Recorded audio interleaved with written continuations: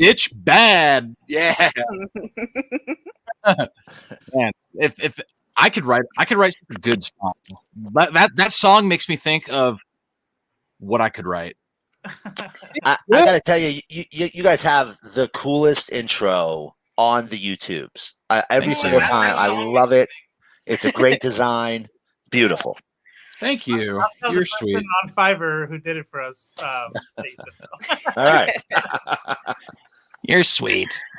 You're sweet. Awesome. Yeah. What's up? What's up, folks? So, friendly neighborhood nerds. What is up? We have Reese Face in. What is that? Oh, there we go. Don't ask. We got Reese Face. We got Robo here. We got Miracle Man. This is the first episode in a while where the whole three gang is back together.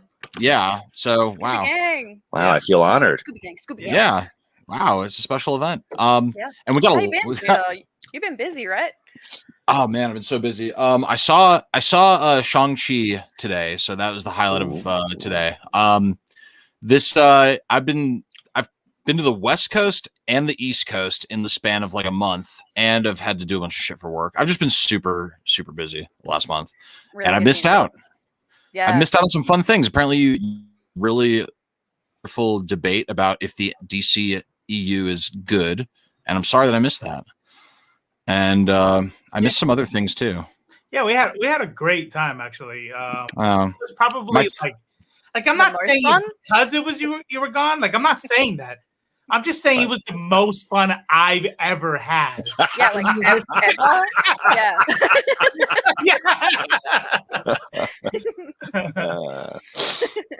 It was a great time. I enjoyed myself. I'll say that much.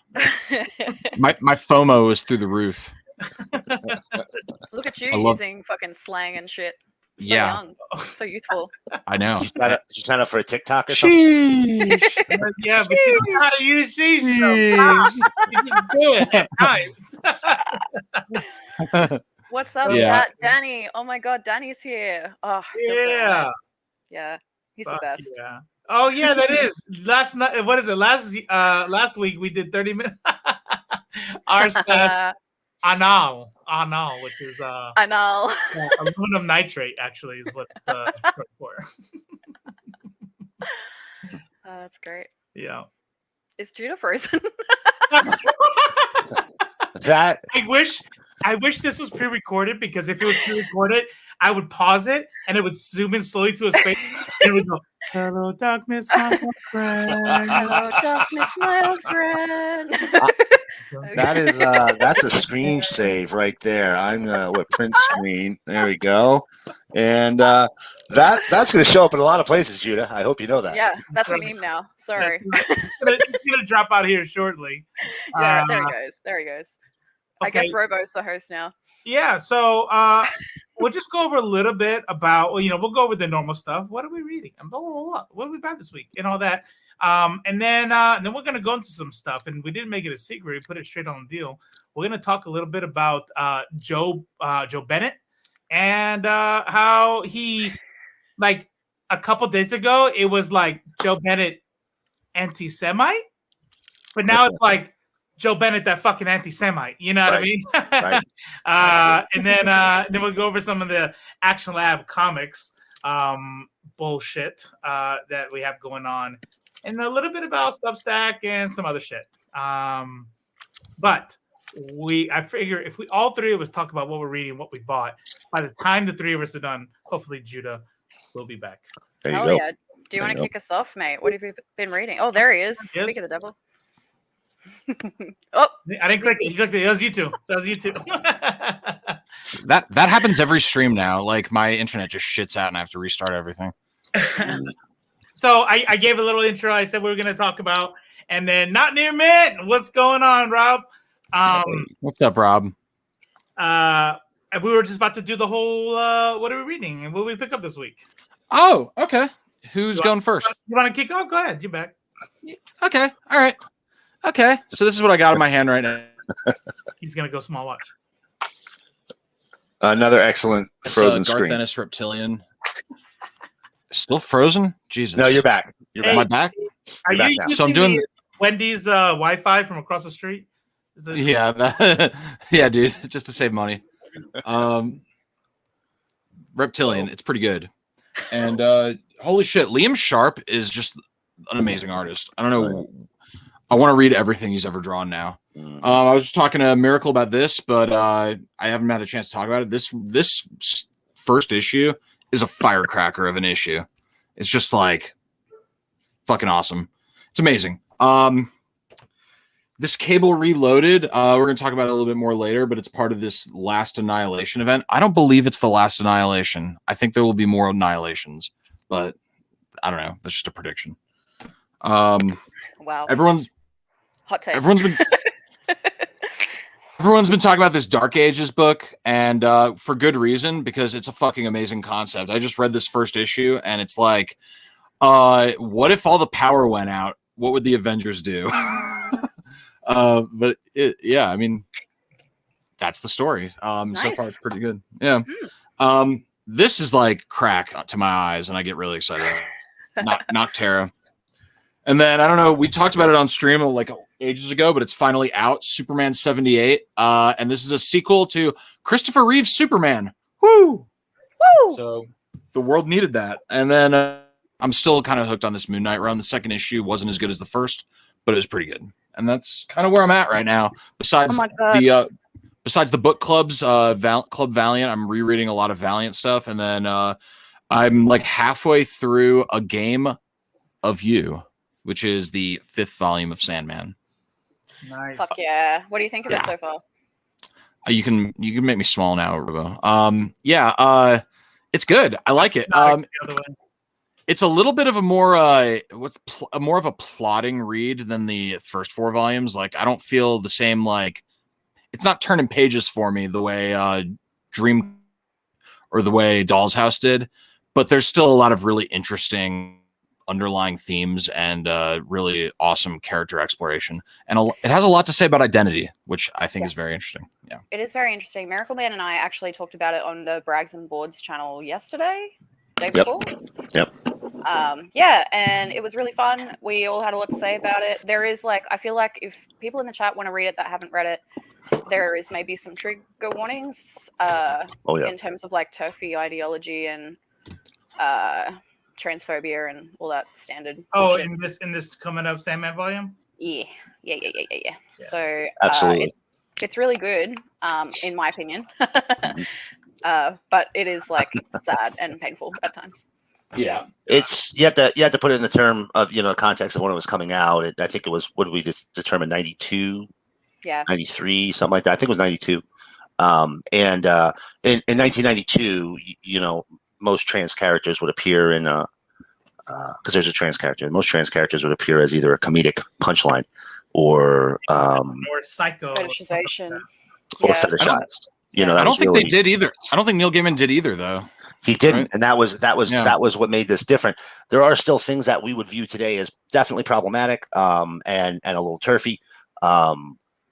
But in terms of the point of time in which it was created, it was light years beyond anything else coming out. True. Definitely. I was kind of surprised. So far, I'm like, could this really have been written in 92? Tackling these themes? Because this is shit where people are struggling to have discussed, Right. So yeah. Scotty, what's up, boy? How you doing? Scott. Very nice. I really do. I would be willing to bet. I'm just gonna pull that out of my ass, but I put money that I'm right. It kind of reminds me of BLM and George Floyd and stuff, right? Where everyone's like, "Whoa, wow!" And I had no idea, and every other person of color is like, "Yeah." That was how I felt watching Candyman last night, which, by the way, is excellent. But I'm watching it, and the ending made me I was sobbing in the theater. People were like, "Are you all right?" We're gonna watch it tomorrow, yeah. Yeah, I won't spoil anything, but the fact that we're still having conversations about the same bullshit that's been happening for hundreds of years to people of color was really, it's really sad to watch, but it's really powerful at the same time. Was it more jump scares or more eerie? It's more eerie scares. In fact, it does this thing I really like. I don't want to spoil it too much because Robo's going to see it, but it does this thing I enjoy where a lot of the kills are in the periphery. And the cinematography is excellent. That's what I'll say. Did it do the thing where? Did it do the thing where you go home and you're walking around your place by yourself and you're Dude, like, we walked into a mirrored elevator, and the first thing my sister did was say it 5 times. And I was like, "Are you fucking crazy?" I love it. That's such a white bitch thing to do. Does the dog die? Does any dog die? Does any dog die? No. Didn't break the rules. All right. You never kill the dog. The Black Lives Matter comment, the connectivity is to that is when the reason why I said that is we sometimes we look at these. Is Judah here? I think Judah's gone again.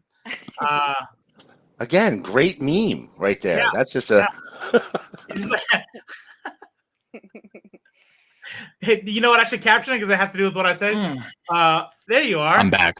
Yeah, I'm back. Who's this cuck person? You don't have to block them. I'm curious what his where he's getting this from, but where is it? Oh, cuck was blocked. Oh, I want to see. Yeah.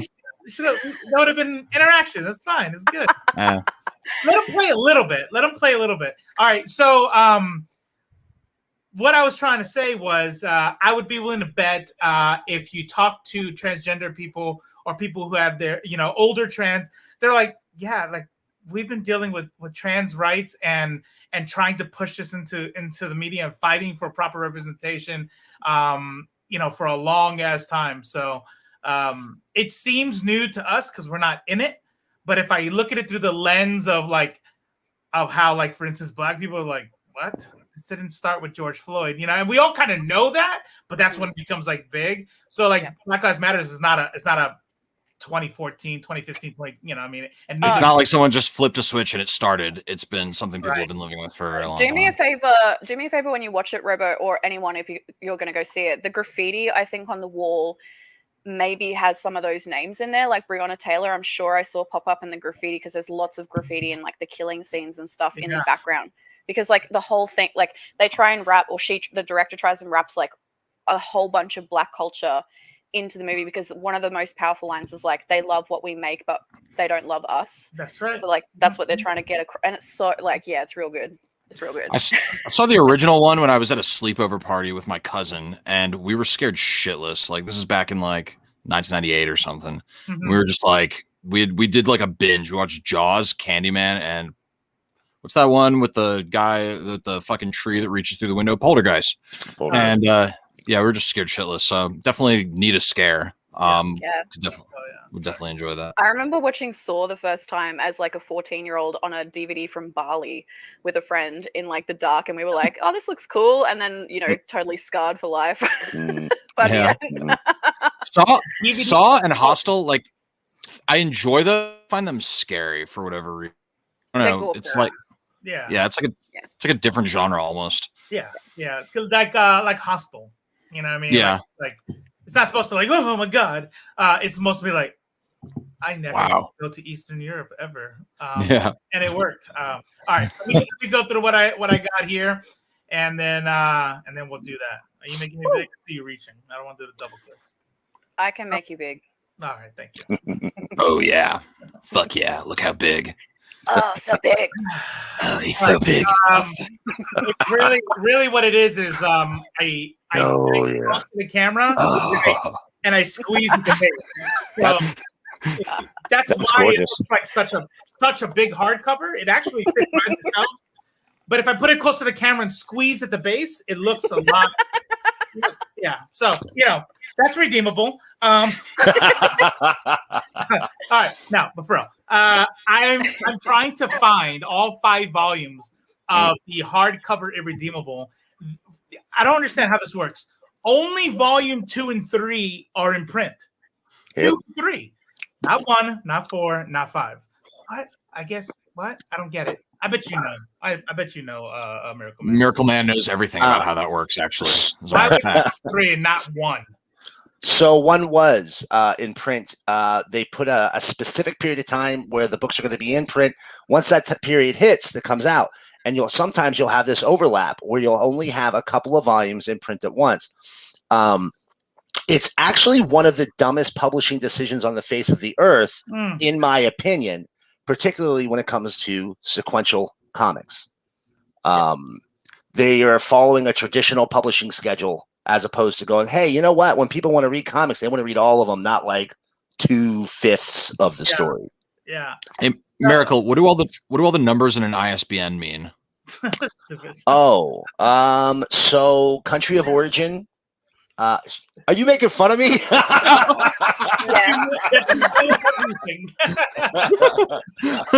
right, so I'm a fucking nerd. Yeah, how dare you be smart?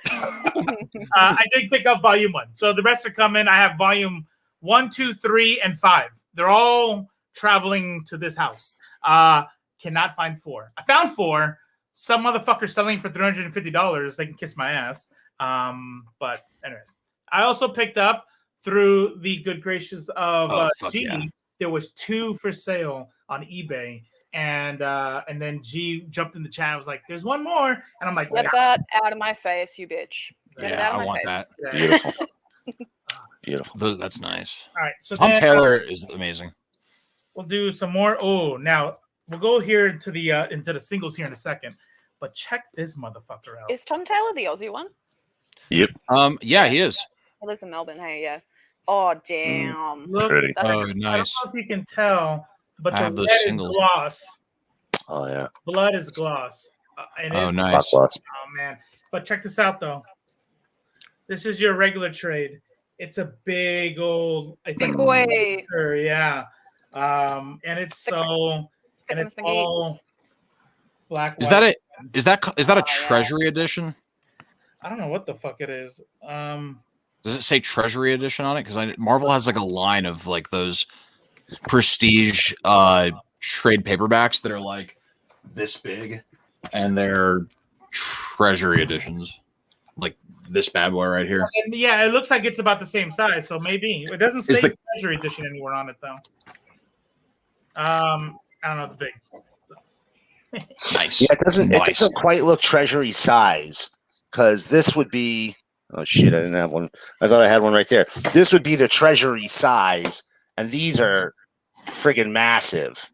Yeah, no. So this is regular trade. This is this is a skinny trade. Right. This is somewhere in between the two. Yeah. I think it's just something special. I don't know. It looked cool and. Does it smell good? Oh. Oh no! It's the duty edition. Who shit on my book? I did pick up these trades: Future State Batman and Future State Wonder Woman. Nice. I picked those up. I did pick up Volume 1 of Lady Mechanica. Nice. Yeah, we got one of these in the Image sent us a preview copy that we're probably gonna record a review about. I'm loving it, by the way. Have you started it? I haven't. No. Is that Mechanica? Yeah, Mechanica. Yeah, I keep hearing everyone raving about it. Like, it sounds amazing. What blows my mind is how is something that good something I'm just sort of hearing about for the first time. Like, it's crazy good. Yeah. That's good. Rob says Treasury Edition from Marvel, Artist Edition. Yeah. Artist editions, aren't those size of Treasury editions? I thought they were. I mean, at least height-wise. Obviously, those are typically bigger, thicker books. Yeah, for sure. Ben Petrilla says, "What's in print for collected editions makes no sense." Agreed. Yeah. Says, "Rob will be killing spiders with that." I don't kill spiders. I capture them and let them outside. Is Treasury Edition just a fancy word for prestige? No. So Treasury Edition is typically going to be a higher end book. You'll a lot of times you'll get a book plate, a tip in. You'll have like the fabric bound sides. A lot of times you'll have the fabric bookmark, and it's normally a higher quality paper. So nice. All right. Sorry, are we going to talk about NFTs in this episode? We can. I was just curious about whether you guys had heard about people like proposing to each other with NFTs on Reddit. No. Like comic couples that like characters finding these original NFTs and proposing, and having arguments with each other about it because they're like, this will be worth so much in the future. And then the woman's just like, no, I want a fucking ring. I mean, I'm okay with not wanting to do the ring thing. I think the ring, at least not the diamond thing, right? Yeah. I Sapphires. don't understand the whole, you have to spend a certain amount. Yeah, but NFTs are really, I don't know. How do you guys feel about NFTs? Have we talked about that before? Once the big EMP takes out the internet, NFTs won't even exist. So Yeah, no, I wouldn't. Are you planning on doing that, Judah, by the way? I'm the plan. We'll talk offline about it. Okay.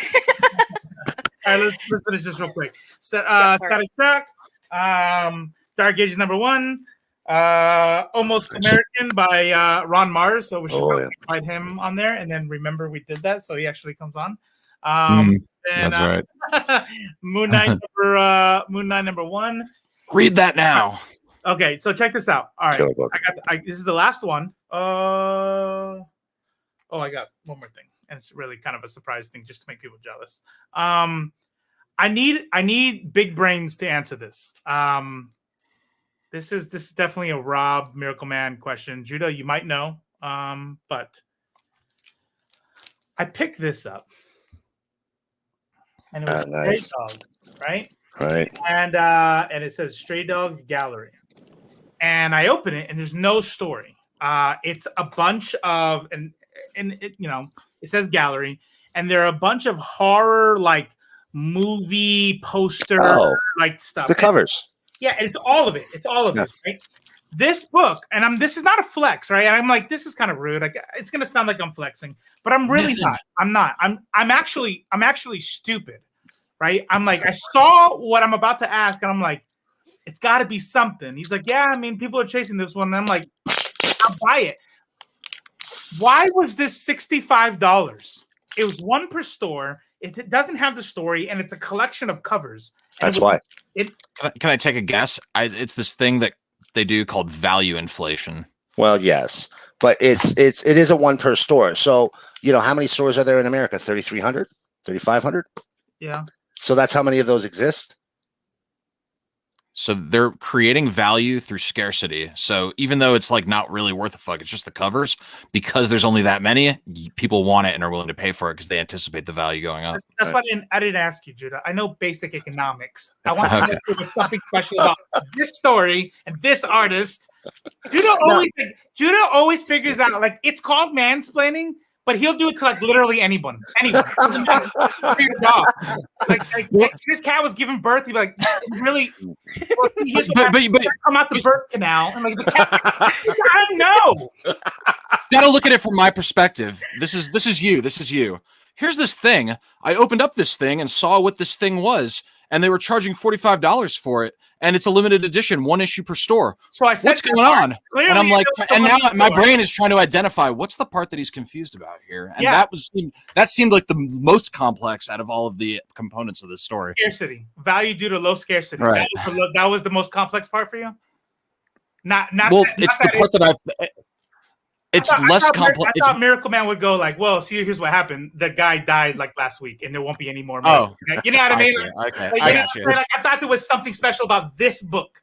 I didn't have anything for you like that. I'm sorry, Robo. No, it's fine. And if it's scarcity, then like I said, I already started off with I'm an idiot, and I would have bought it for $65 because the first letter was shiny and the rest weren't, and they were supposed to be. And I'm like, got it. Oh yeah, that's a collectible right there. But here's the deal. Here we go. Check this out.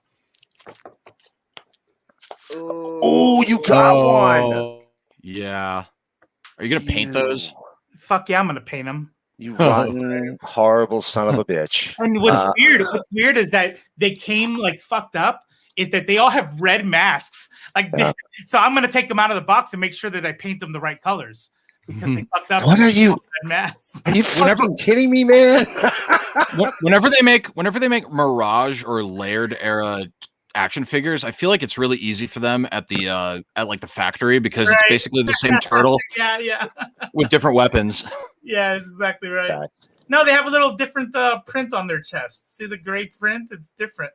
Well, there's that at least. What are those dents in their turtle chest? Something, I don't know. But anyways, yeah, G was another one. G put that in the chat for Judah. G spending all your money.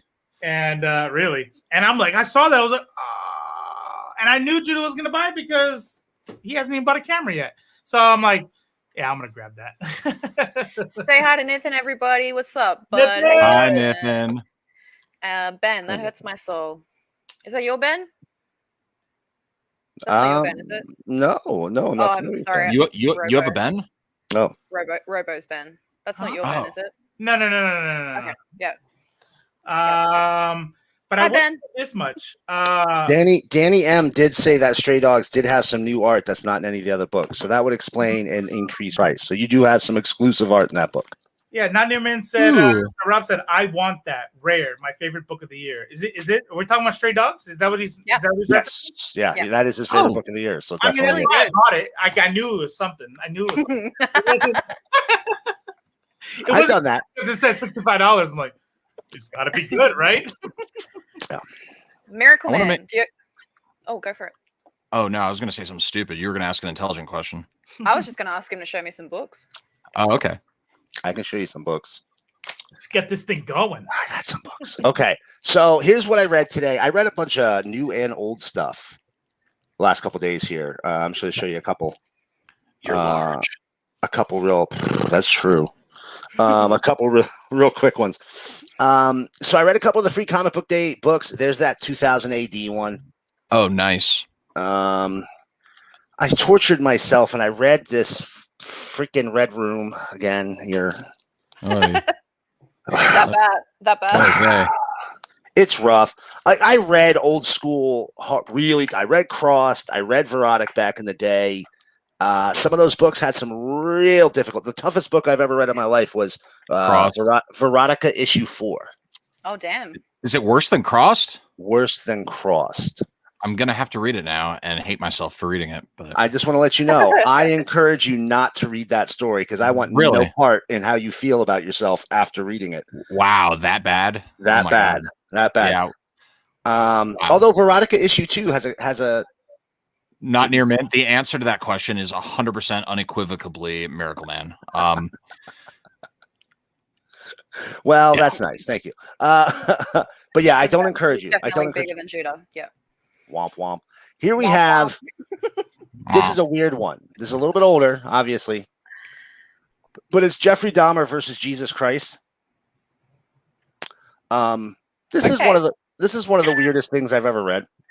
I can see why. Who wins? Yeah. You want to know who wins? Yeah. Ross Perot. Oh my God! Now, I have to read that. It is a weird book, guys. It is a weird book.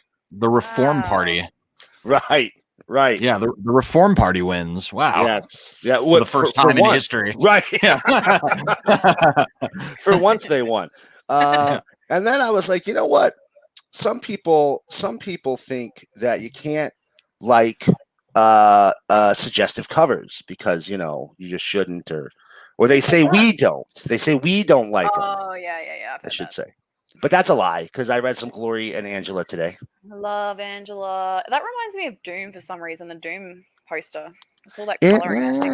Yeah, I think you're right. Yeah, I keep every time I keep seeing that on eBay and wondering if I want it or not. I have the original Angela run. Right on. Cool. I like Angela. Yeah, this is not good, but I loved it. Parsons is the artist. You know me and crappy comics. I just love them. There is Didn't they relaunch Glory? What's that? Didn't they relaunch Glory? Yes, they did a Glory relaunch in I want to say 2007, 2009, maybe 2012, somewhere in that area. But here's the thing. The modern Glory is not the sex pot that you see here. She's a massive Amazon alien. Nice. It's probably one of the best stories of the year. If you've never read it, I highly recommend it. Highly recommend it. Huh. Hell yeah. Loved it. That was the best one. So what they did was in that era, Image relaunched a couple of the Maximum series. That one, Prophet and Supreme.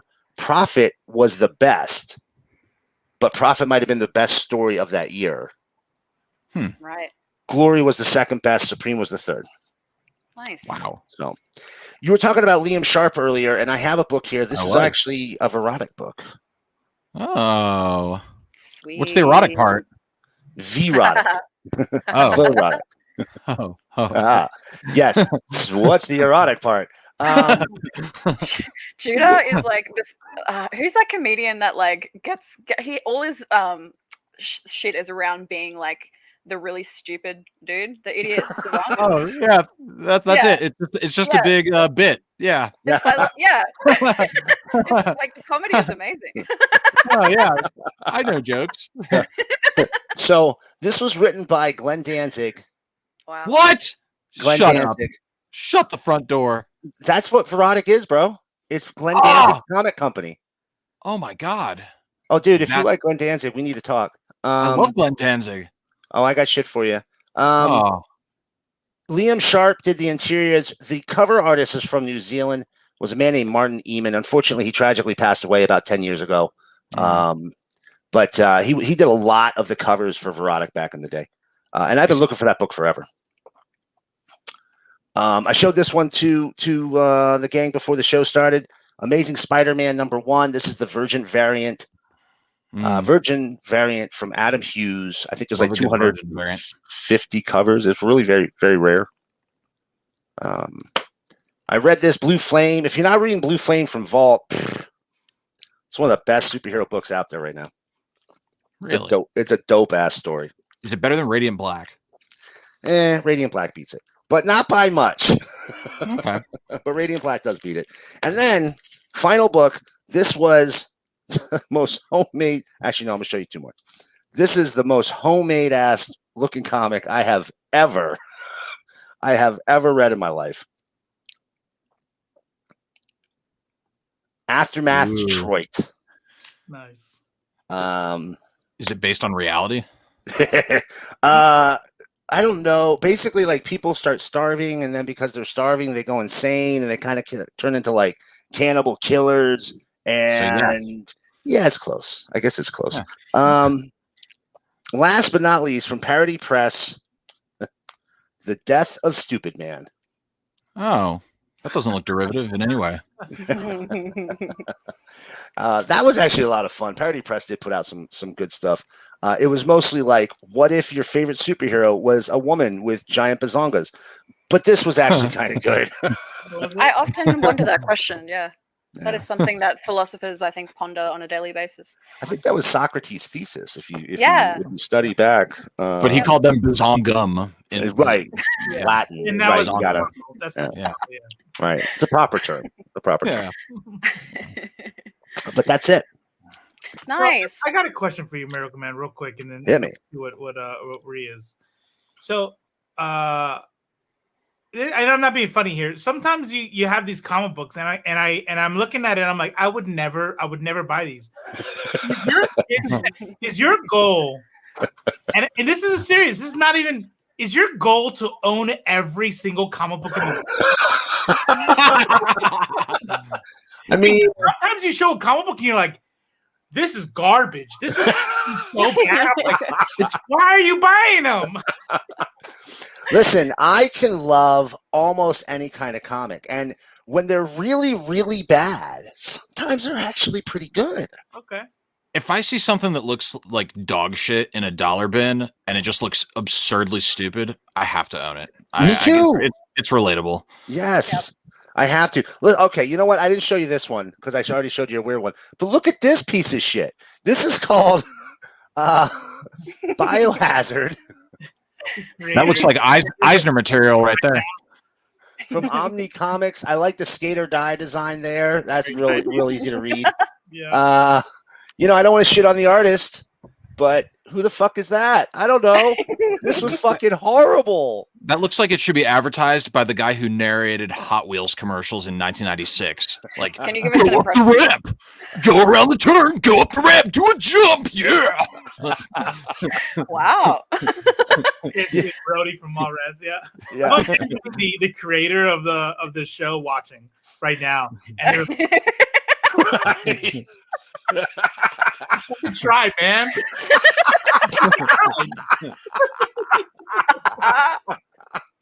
If the creator is watching, I enjoyed. This cost me $1. I'm sorry, it cost me 50 cents, and I was very happy to read it for the 3 or 4 minutes it took me. And at the end of it, I promise, not feel worse in my life for having read it. And you know, So Probably what's the best life like? compliment he's ever gotten. Yeah. I felt like no nausea, like zero. Yeah. I mean, not zero, but like single digits. Oh man. Not near mint. Rob, I just want all the good comics in the world. Yeah, that's fair. Robo, you know when you play a video game that's not the best game ever and it's kind of shitty, but it has a special place in your heart? That's his entire comic collection. No. Me and Cypher, and I'm not even just saying that to be a dickhead. I'm like, me and Cypher talk about this all the time. Like where he's like, there's these video games that he loves. I'm like, no. Since I was little, I'm like, too hard, trash. Like boring trash. I don't know. I don't have any I don't know. It's weird. Listen, I still play Superman on the N64. See, no way, could not. Is that the one where there's a level where he's like just going straight up and like turning laser blasting like people coming to his left and right? No, that is actually a good game. That's the 1984 Taito arcade game. What? Don't shake your head. I was gonna buy it. Hey, Miracle Man. Everything. Do you want to be on my team for our trivia? For our Halloween don't trivia? you dare. No. Please. I was Dibs on Miracle Man. I was warned about this. No, the Superman N64 game. I have almost every Superman game there is for every platform since Atari 2600. And I need that arcade game yet. That's a life dream. I want the original cabinet and everything. Because the second player is a red Superman, like his suit is all red. It's pretty dope. Yeah, I'd only ever play the second one, right? And but anyway, in the N64 technology, believe it or not, it was 1984. Believe it or not, the N64, Superman had to fly through these rings, and you had like 30 levels of. Remember that? You had to fly through these rings. You gotta look it up. It is the biggest pain in the ass. That's right, Ben. That's all it is. Like 80% of the game is flying through. I flew through so many fucking rings before I punched one fucking bad guy. You don't remember Steve Englehart's Ring Saga? Right. the great ring classics from Alan Moore. Yeah, right. Yeah.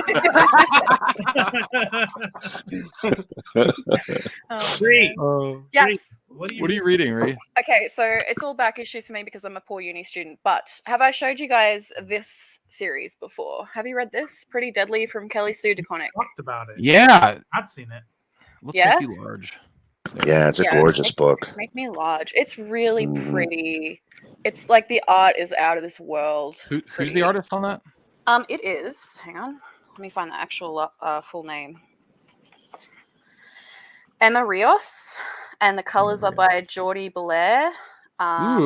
Letters by Clayton Cowles, who's also excellent at everything. So, look at that. Just look at that. Mm-hmm. Wow. So, Volume 1, Volume 2. I don't know if there's more than that, but that's what I just had to reread.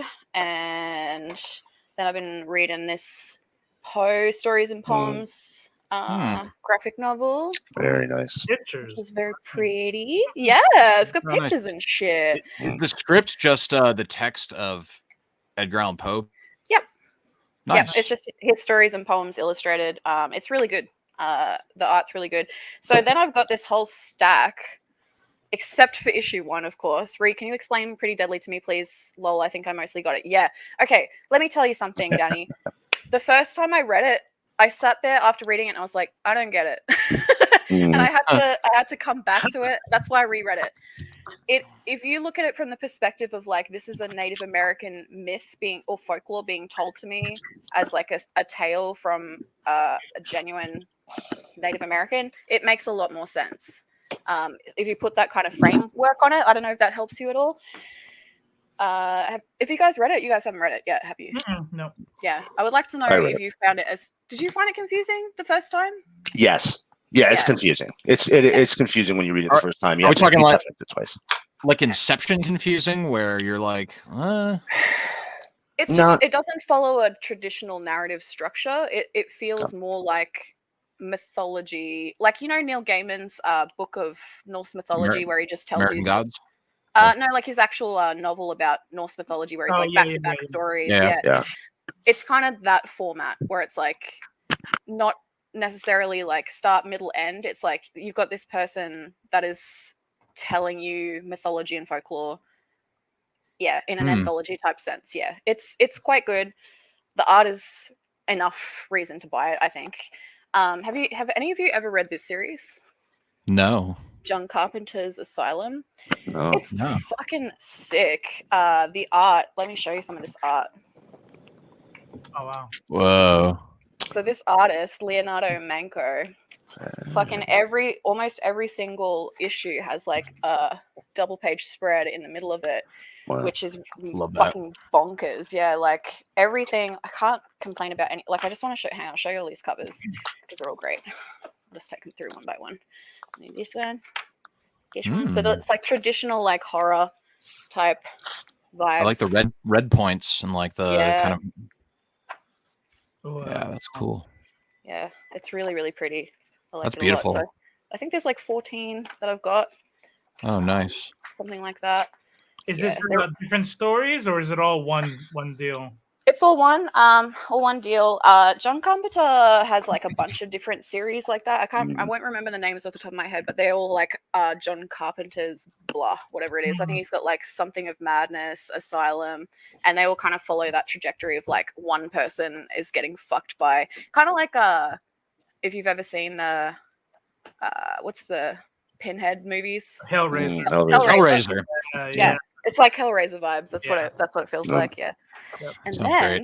same artist, different writer. The second girl with the dragon tattoo. This art. Oh, yeah. Oh Oh my wow. god. Beautiful. Does it follow the book narrative pretty closely, or is it? Yeah. So it's Stieg Larsson's story adapted into a graphic novel. Who I think is no longer with us. I think they died a couple of years ago. Yes. Yeah. Yeah. So it's nice to have them kind of remembered a bit. And then American Vampire Volume 6. Yeah. And this is like an anthology, so there's different artists and stuff in here, but it's all great. That's Scott Snyder, an up and coming fella there. Oh Up and yeah. coming. He's never going anywhere. Yeah. I've heard We of might talk about him some more today. Who knows? And that's all I might. got. it. Sweet. It's nice. Oh, ladies It's nice and to get it. gentlemen, oh, I'm sorry. Go ahead. Oh no. It's everyone together and see what everyone kind of has, because I feel like we all have like just like similar tastes, but different enough where everyone's kind of bringing their own little like magic. It's nice, hey, yeah. And we all It's get like a different potluck- suggestions. Yeah, exactly. Like a potluck dinner of funny books. Yeah, pretty cool. Yeah. And every time we do this, I always see like other people's stuff and think I need to remember what it is and get that stuff. But then I forget, so then I have to rewatch the episode to find out what that stuff is. So if you guys go and watch Not Near Mint after this, which you should, that's where Miracle Man is from. Go subscribe to that channel. I literally sit there and take notes when I'm watching. Yeah. I don't do that, and I go into the store and I think to myself, what the fuck were they talking about? What was I gonna get here? What? So all I do is I just roam. I roam like the person who doesn't know what the fuck they're doing there. And I just like, and then one day I like, oh yeah, that one. I do that in the refrigerator. Like I open it up and I'm like, why did I even come here? You More know? than once a day too. And you get groceries, but maybe something's changed. Right. Yeah. So we just did What Are We Reading? Before we kind of move forward, did all three of you plus me, which is where the 4 came from in my mind, did you also watch the new What If, or have you been watching What If? I haven't, but I'm willing to have it spoiled. So Same. I'm gonna admit something here. I might lose my nerd card. You don't watch them. Not getting into the what ifs. Did you watch it, Robo? Oh yeah. Okay. Well, you want to We'll talk try about it? to- You can talk about it. It's like Go for it. Man is not watching them at all. Ree is one of them spoiled, so we can. Yeah. Okay. Talk about it. Like, I heard it's Doctor Strange, right? I heard it was. so sad. yeah, So the premise, I'm going to do like an impromptu summary because I didn't really, I assumed everyone watched it. So sorry. Okay. So basically, Doctor Strange doesn't die, and his hands don't get damaged in the car wreck. Instead, his girlfriend dies, His dick and gets damaged. yeah, sort of. And he devotes the rest of his Sorcerer Supreme life to getting her back. And there's a lot of shit that happens, but eventually he just starts absorbing all these extra dimensional demons until he becomes an evil Doctor Strange monster. Demigod. He wants to save her, but saving her, it's an immovable event in the history time space continuum. So if he alters it, it's paradox. The Doctor Who rule. Not even the paradox. It was you watch Doctor Who, right? Yeah, so you know what I'm talking about, where like we could change some things, but there's these points, same exact rules. That's H.G. Wells' original. If you've read The Time Machine, yeah, Okay. you cannot. If the event that makes you go back in time is the one you're trying to change, you cannot change it. Nice. That's a rule that makes a lot of sense, by the way, Absolutely. in a subject. Yeah. So he can't change this event, but if he can, or that he absorbs from demons from the extra dimensional. And if he does change it, it will literally end his universe. So the Ancient One splits his soul in half so that there's another Doctor Strange existing in the same universe. And this is the good Doctor Strange that would never do something like that. And eventually the two Doctor Stranges fight, and the good Doctor Strange loses, and he ends up changing the event, and his universe gets obliterated. And the Watcher is just hovering over like, you fucking idiot. This is what you deserve. And I'm not going to do anything. I'm not going to do anything to help. What an ending. So two things you missed that I think were actually the most powerful. The bad Doctor Strange he knows that he can't change the immovable point in time, but he's like, fuck you anyway. And so the way the universe tries to correct itself is no matter how he saves her, he watches her die. And he has to watch the one he likes. And so they go through like a whole, what would you say, like 9 full minutes of this thing where he watches the woman he loves die and die and die. Yeah, that's the exact plot. Yeah. So heartbreaking. And then in the final scene, you watch he gathered all these demon or otherworldly interdimensional beings in himself, right? So he's like all powerful, but not more powerful than the universe, right? So as the universe is collapsing around him, he has this shell. She goes away, and he's in this deal that doesn't collapse or fade away. Oh. So I know, Judah. Go ahead. You have a theory on what might happen after this. My thing is that I don't know. Mamamoo. No. My guess is that we don't ever see it again. That's gonna be my thing. I think it's really more about hope than anything else. We don't see anything that happens in What If again. For me, if I'm going off the premise that none of these what ifs will leave the episodes that they're in, if that's the case, then really that final scene is even more powerful, because what we know is that Doctor Strange is stuck in that universeless space forever. Somewhere. Just forever. Yeah. That's his prison forever. And he has to sit there.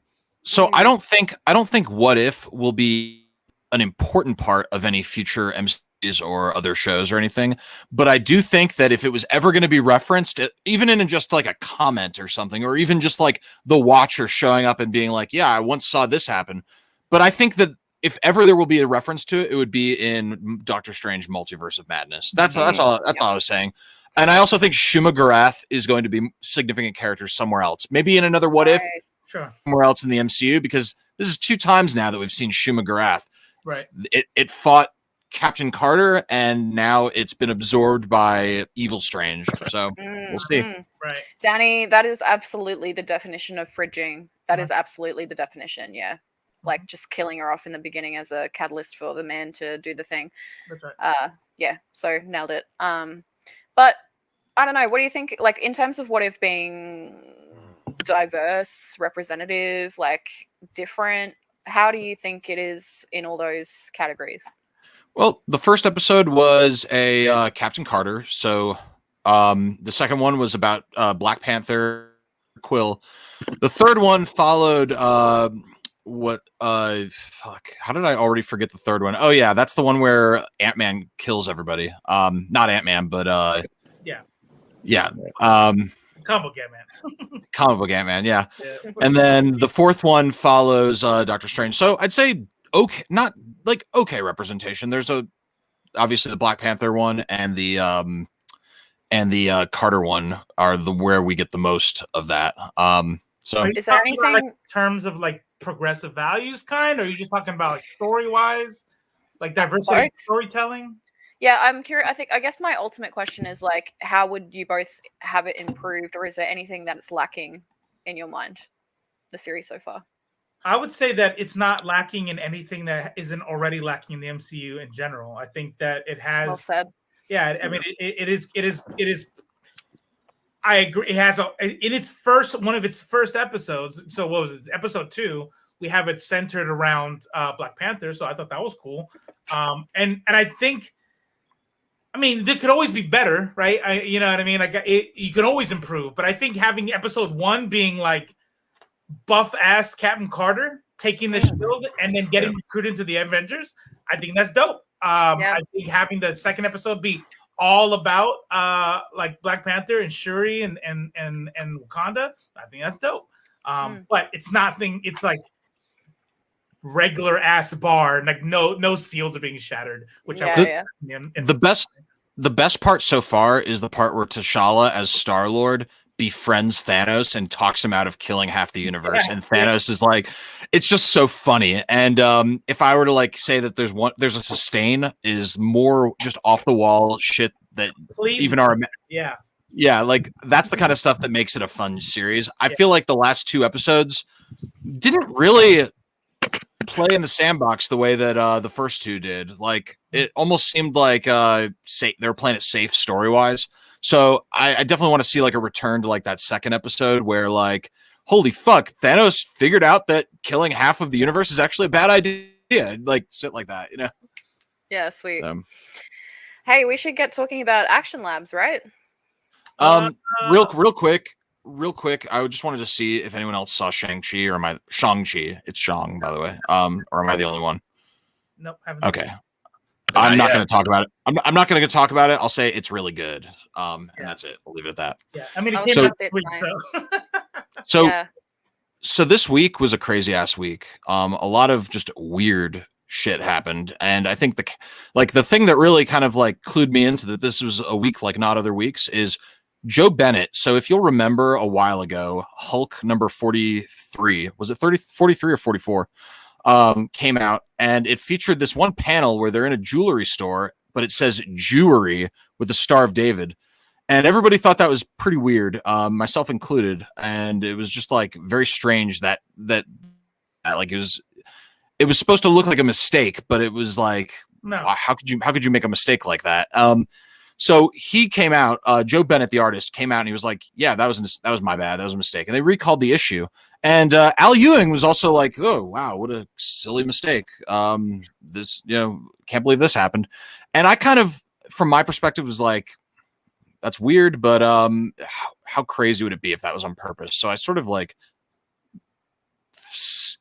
skipped past it. You know what I mean? Then gave the benefit of the doubt, right? Gave it the benefit of the doubt, right? But now it's the present, and a 2017 photo has resurfaced on the internet, and it features this image, and so that's Bolsonaro on the horse. He's the despotic ruler of Brazil, and it looks like he's killing a bunch of caricature. I'm just going to say it. It looks like Jewish caricatures are the people that he's killing here. So, well, one of them is definitely made up to look like a vampire in the top right there. Everybody, you can see the Joe Bennett signature there, but I think if you scroll up to the top, you can actually see Joe Bennett's Facebook profile picture at the top of that image. But obviously you have the vampire, the blood sucking, which is, an anti-Semitic trope. You have the noses, you have the ears. I mean, everything is very much designed to be very clearly anti-Semitic. Yeah. And Robo I talked to Robo about this yesterday. I'm going to quote you real quick. Sorry. I don't think it's anything you wouldn't say here, but you mentioned like one of the things here is that it's like so nondescript. It's clearly, to anyone who's ever seen a caricature of Jews before, that it's like very clearly a Jewish caricature, but it's also vague enough where if anyone points that out, it would be very easy for the artist to be like, oh, you think that's what Jews look like? Maybe you're the anti-Semitic one or something like that. You know what I mean? Like the bait and switch. See, here's the thing, and we've spoken about this before, I think maybe offline, but the Nosferatu original film has been like idolized and analyzed by Nazis essentially, and white supremacists and like people that hate Jewish people online and like Judah and I, we've talked about this with each other and seen the forums and threads where that is a common, like, I guess, like meme amongst them. Like, how would you describe it? Like a stereotype or a? I'm trying to find another comparison. Like I guess kind of like a caricature, like a almost like a Aunt Jemima, I guess, kind of caricature of like if you Google Nosferatu anti-Semitism, you'll get a whole bunch of information on that. But that is like a clear, like all of it together is inexcusable. There's just there's no way that you can interpret this any other way than what it's supposed to be. Right. Especially in the context of his Hulk accident or whatever you want to call it. The grossest part about that whole Hulk escapade was, his and I got kids, I can understand this, but his daughter came out to defend him in social media. Weird. And say, oh, our cultures are so different. We just don't know what's considered rude in America, but Jewry is considered rude just about everywhere. That's right. Yeah. And your dad draws this 2017, which was before the Hulk 44 drama. Yeah. Yeah. So 2017. Like, what the fuck? That's inexcusable. Like, there's just not there's nothing you can say that makes that better.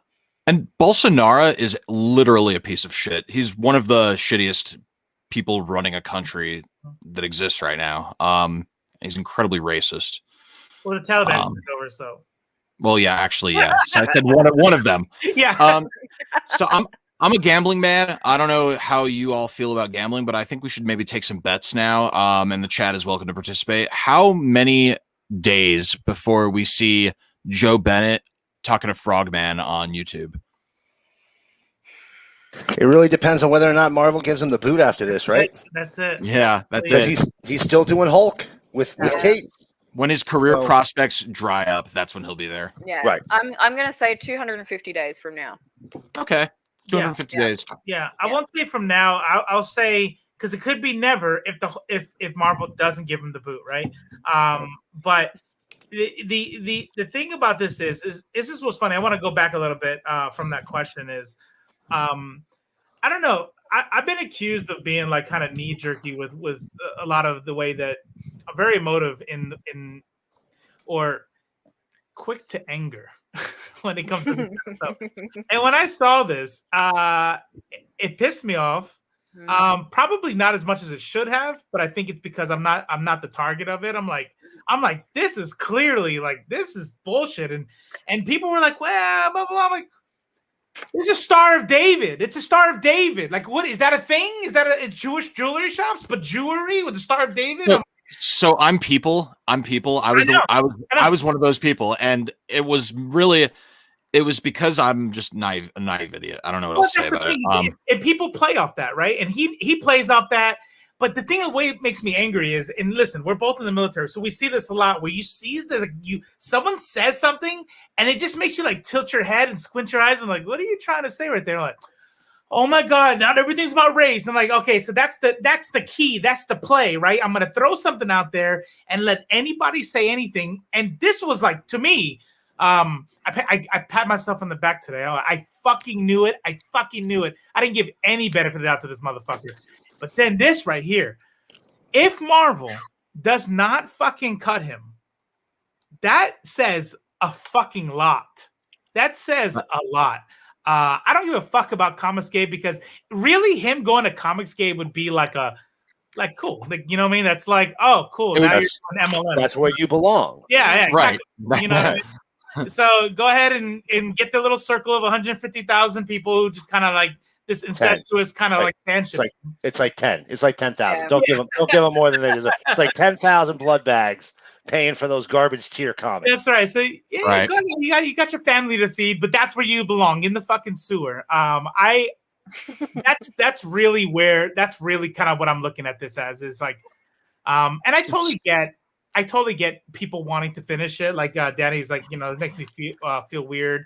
I'm not mad at you for finishing it, because Al Ewing's a good dude. The story is really fucking good. It's really fucking good, and I don't know. Like, I'm collecting I have Hulk volume 1 back there. I'm gonna get the rest. I'm like, fuck, I don't fucking know. Like, do you just like not read it every time someone comes out as a piece of shit? Like, well, again, everyone's a piece of shit. What do you do? I think the punishment should be squarely centered on the person who does the thing. So I don't necessarily think the audience should be punished by not getting to finish a story. We didn't do anything wrong. You know what I mean? Or Al Ewing, for that matter. Or Al Ewing. Yeah. Or the inker, or the colorer, or the letterer, or and anyone. we've spoken about this a lot, right? Is like, it's difficult when you're reading a comic series, because that is at least 5 people. You've got a letterer, a colorer, a writer, an artist, an editor. Then you've got the publishing team. Like, there's just so many people involved in this one piece of art that when you boycott based on one person, like yesterday on Brags and Boards, we were talking about the anti-Semitism within Black Monday Murders from Jonathan Hickman, right. And the artist is exceptional, and they've had some health issues, so they will desperately need money once they start recovering to pay for all that bullshit, because they live in the US. And I hate to boycott a series based on Hickman for art that I really enjoy, but like, it's a difficult decision that we all have to like think deeply about, I think, like, and figure out if it's worth weigh it up.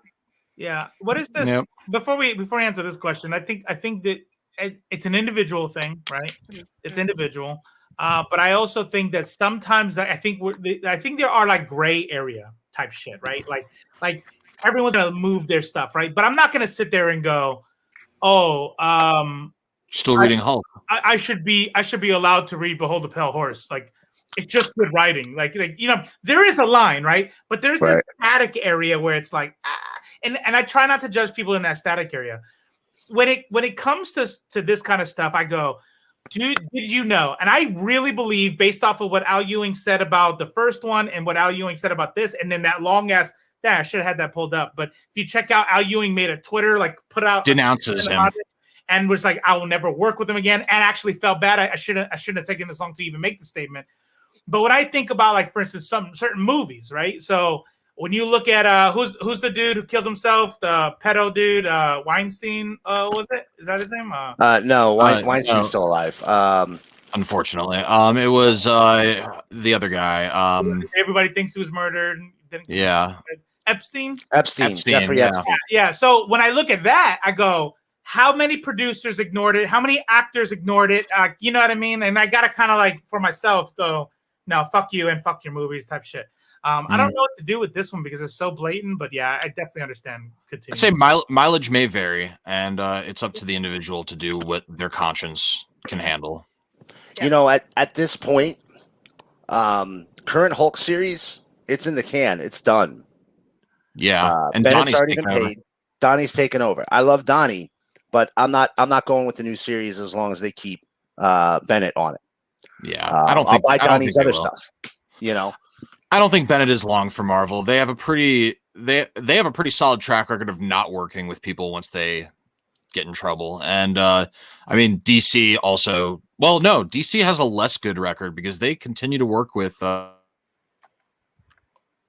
people. I can't remember who, but Donny Cates had a shitty take on Twitter this week around Texas. Yeah, it'd be cool if we could have a chat about that. Yeah, like I just want to know, like, what everyone thinks, including the chat. Like, I like Ace interjecting and saying that stuff because, Ace, here's the thing. I agree with you to a point. I think you should boycott series for, like, real, like, fucked up bullshit like anti-Semitism. within the actual comic, right? That's pretty shit. But Rat Queens, I kept reading, even though the artist got arrested for beating his wife, because that had nothing to do with the actual series and all the other people, and he was replaced immediately after. So tell me if you think that's a bad choice. That is something I thought long and hard about. What was Donnie's take? Oh yeah, so he was talking about, sorry Robo, I shouldn't take your thunder on this, steal your thunder on this, but he was talking about Texas, right? Like how you shouldn't judge all Texans for what's going on this week, essentially was the take, right? Yeah. I mean, it was something that I found super annoying. I'll read it. Okay, but to your point, after you read it, is I wouldn't boycott Donnie over this. But go ahead. No. Yeah. Read Texas, you can be mad, you should be mad, you should be furious, but the totality of a place is not its politics. Reserve and point your rage towards those who made this nightmare real. I'll join you there, but please do not judge the rest of us by the worst of us. Yeah, I found that super fucking annoying. That itched my fucking brain. On my tweet, I made a tweet about like not all whatever the fuck, right?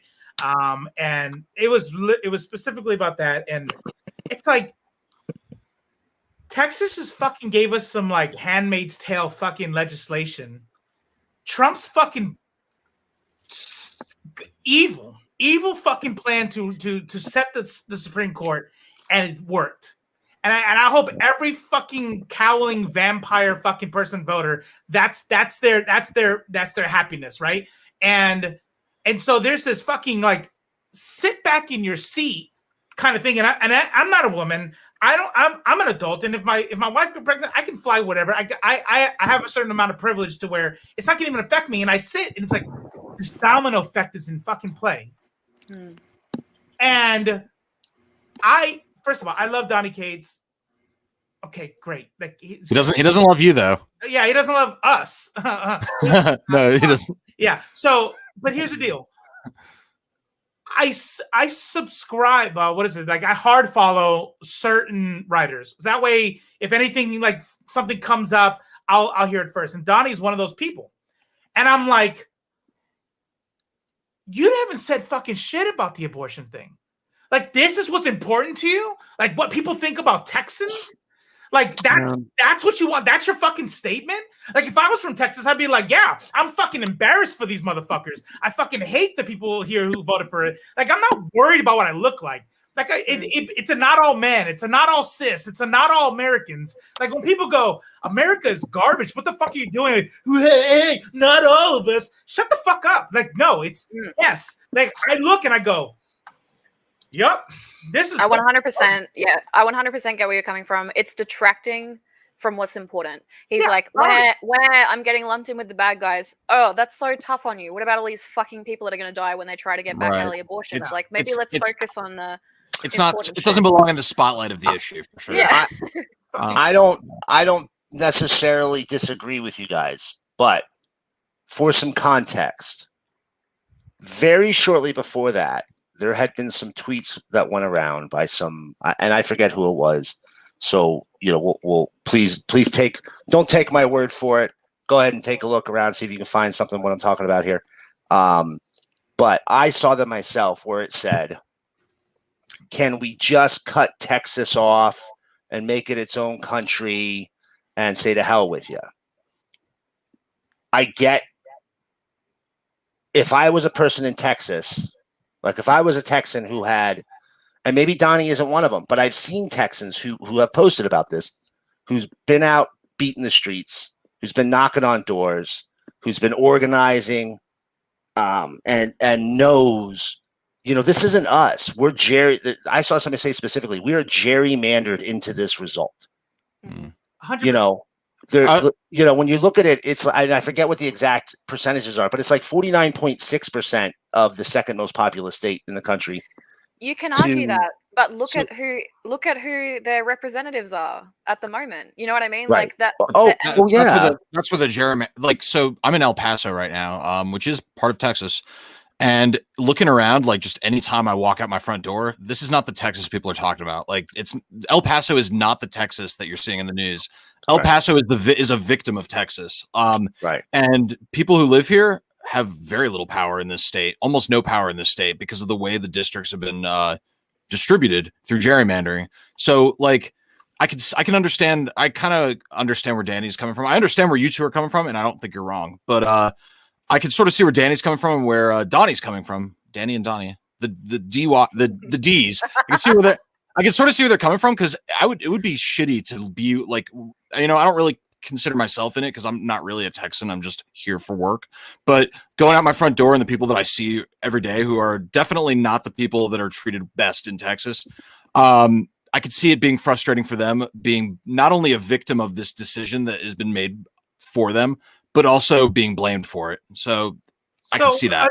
I just want to make something clear. I don't lump what Danny is saying at all as anything close to what Donnie is saying, and anywhere close to what my problem is. I think that if Donnie had put out a statement saying, "Hey, for everyone saying, hey, just move," for everyone saying that, how could you stay in a state like that? Just know that there are people here fighting against this. And also there are people here who do not have the privilege to just move wherever they want. I would have read that and go, dope. Like, that's good. Good point. You know what I mean? But to get so bent out of shape about hyperbole behind cut off Texas. Let me tell you something. I was raised in Southern California. I have spent literally my entire life, the first 2/3 of it, as a hardcore conservative, by the way, being told that California needs to break off into the ocean, and you know what I mean? And like, same in Florida. Yeah, and like I'm like, it's funny. Almost all my childhood and 6 years of my childhood in Florida, and I've never been so bent out of shape. Texans have this weird Republic of Texas thing, that when you talk shit about Texas, you talk shit about my heart. And it's like, shut the fuck up. Like, it's hyperbole. Nobody wants it to be its own country. We're mad that Ted Cruz is in charge. We're mad that they are passing legislation. And I agree with what Danny's saying. I think anybody saying just leave is stupid and definitely classist. But it's like, that's not my problem. My problem is to be so motivated to call out not all Texans would be the same way as if during the Me Too movement, we're like, fucking men. Yes, all men. Yes, every man I walk past, I'm afraid of. Every man who walks into an elevator, I'm afraid of. How fucking tone deaf would it be if I was a famous writer and go, hey, by the way, totally support Me Too. Super important. You should be mad. But I just want to say, some of us men are not like that. Like, shut the fuck up. Like, who cares? You know? Yeah. And that's exactly the point. Yeah. And none of us, by the way, chat, none of us are saying like just move is a solution. Like, none of us are that ignorant and fucked up in the head that we're like considering even saying those words. That is not something that any of us would ever suggest. But like, the joke and the meme of like creating a island off in the middle of the Pacific for all these conservatives to fuck off to so they don't ruin society for everyone else. I totally understand that. That's joke. A joke. And that is, that's no, we're actually actively working on that. I've been thumping stone. We'll talk offline. Okay, all right. Give me more time on my parents. Okay, I'll get check. Yeah. But Robo has summed it up nicely. Like, it's, and Judah said the same thing. It takes the spotlight away from what's important. That's what we're trying to say. So that's fair. Still fans of Donnie, still support his work. This is a good discussion, by the way. I love that we can have these chats about this stuff, because I literally, when the Texas shit happened this week, I just sobbed at home. It's sickening. Well, did any of you ever see, we mentioned gerrymandering before, and I know this isn't a political show, but has anybody ever seen, everybody's familiar with Dan Crenshaw, right? Mm-hmm. Yes. The eye patch. I actually know the guy who directed his ridiculous campaign video. Where his little Avengers video?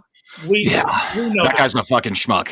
He's definitely look like he's gonna be working with D. Kane next, something like that of that skill set. But have you ever seen what his district looks like? No, let's see. Hold on a second. You'll understand, I think, and I'm sure everybody understands the concept of gerrymandering, but when you see how extreme it is, it's already finished it for me. I've got it. I'm sharing it right now. So that's Dan Crenshaw's district. This is the city of Houston. Oh yeah, that makes sense. Right there. Yeah. And somehow We've got this. It looks like I don't know, like a hat for a unicorn or maybe a rhinoceros. Yeah. A fetus. It looks like a fetus, which It Wow. does a little bit Yeah. look like a fetus, which Appropriate. is appropriate. Yeah. Yeah. yeah.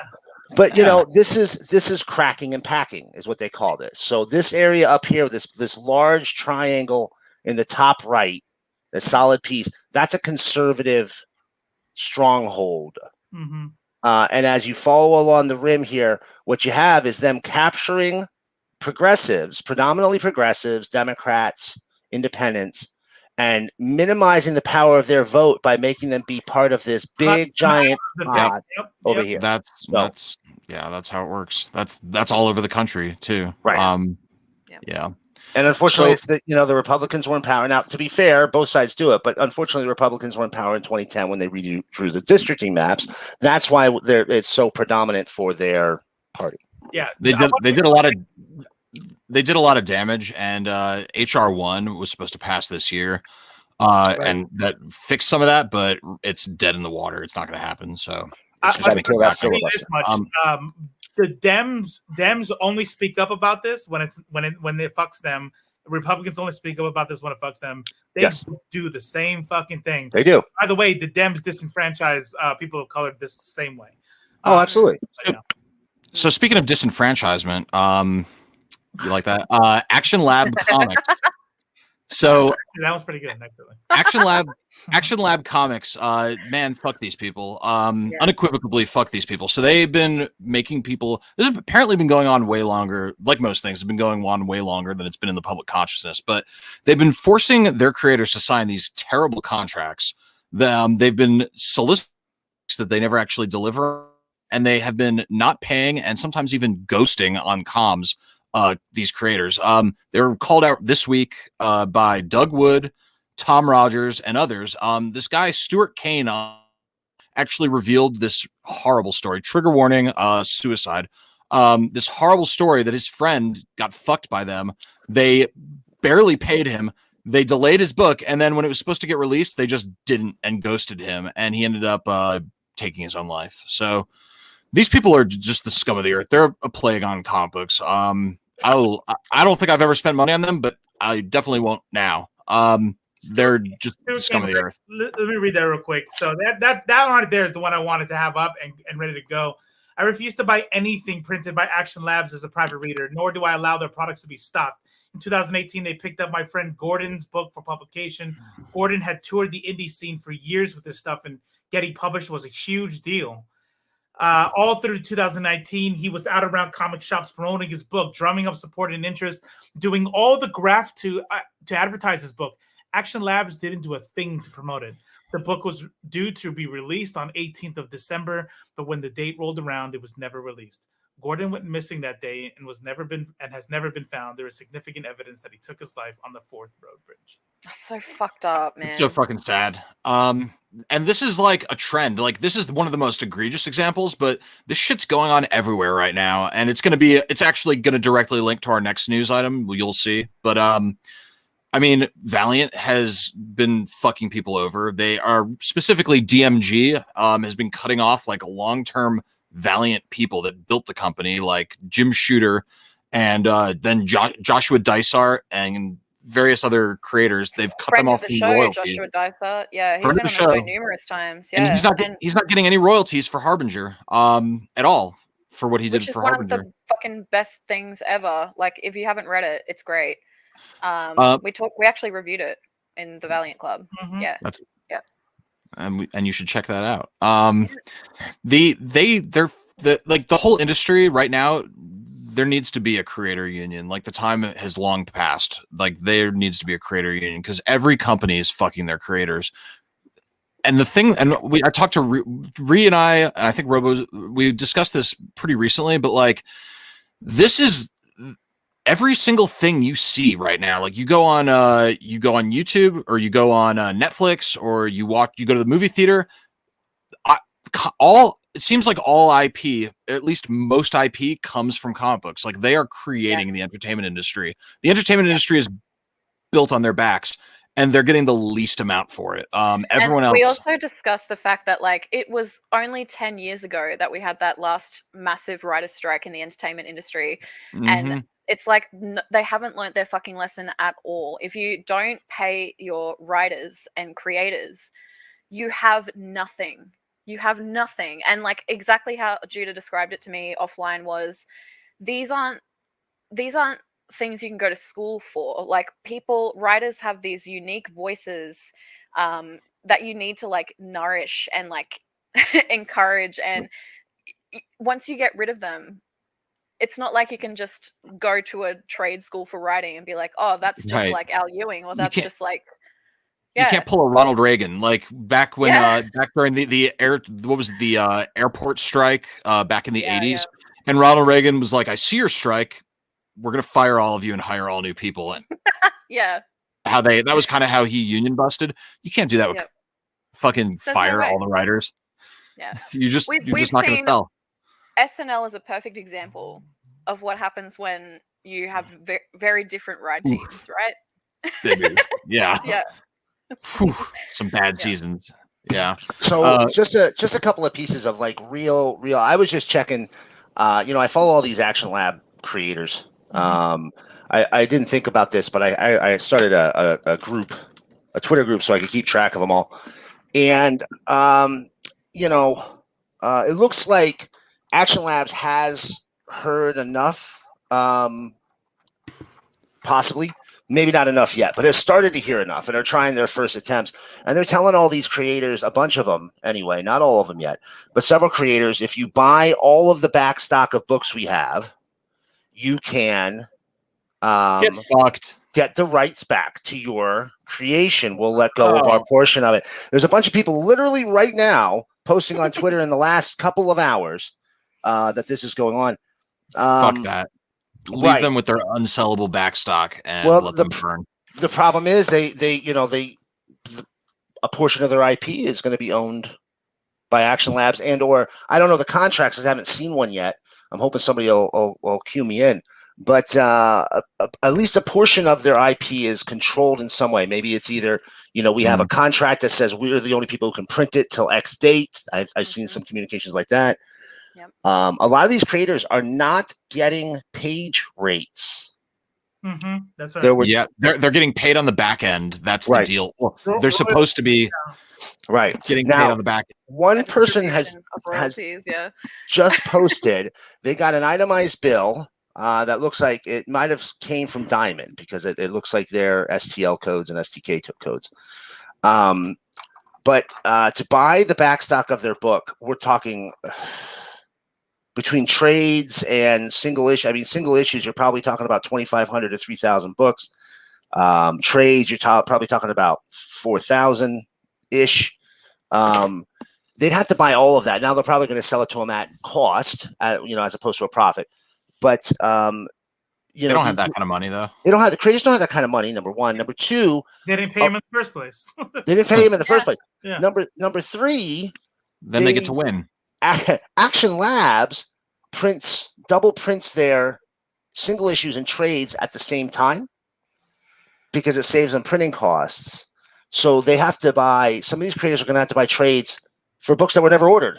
Nobody's ever ordered any of these books. You haven't even made them available to order. I mean, if they had the money to do that, they wouldn't have been going to a publisher to get their books made in the first place. Like, for fuck's sake, it's just a lot of these are first time. These are like first time creators. They were just they. I don't think a lot of seasoned creators that also have resources would have necessarily agreed to a deal where they get paid on the back end like that, and like they get those incredibly obscenely low page rates if they get page rates. A lot of these are people that like they wanted to get their content. And now their IP has been stolen from them, basically, and they're being extorted to get it back. It's fucked. Sounds like the last 60 years of comic books all over it. It's fucking terrible. Distilled and the worst parts being squeezed out into one company. It does. We do all know. One creator that worked for Action Labs, David Pepos.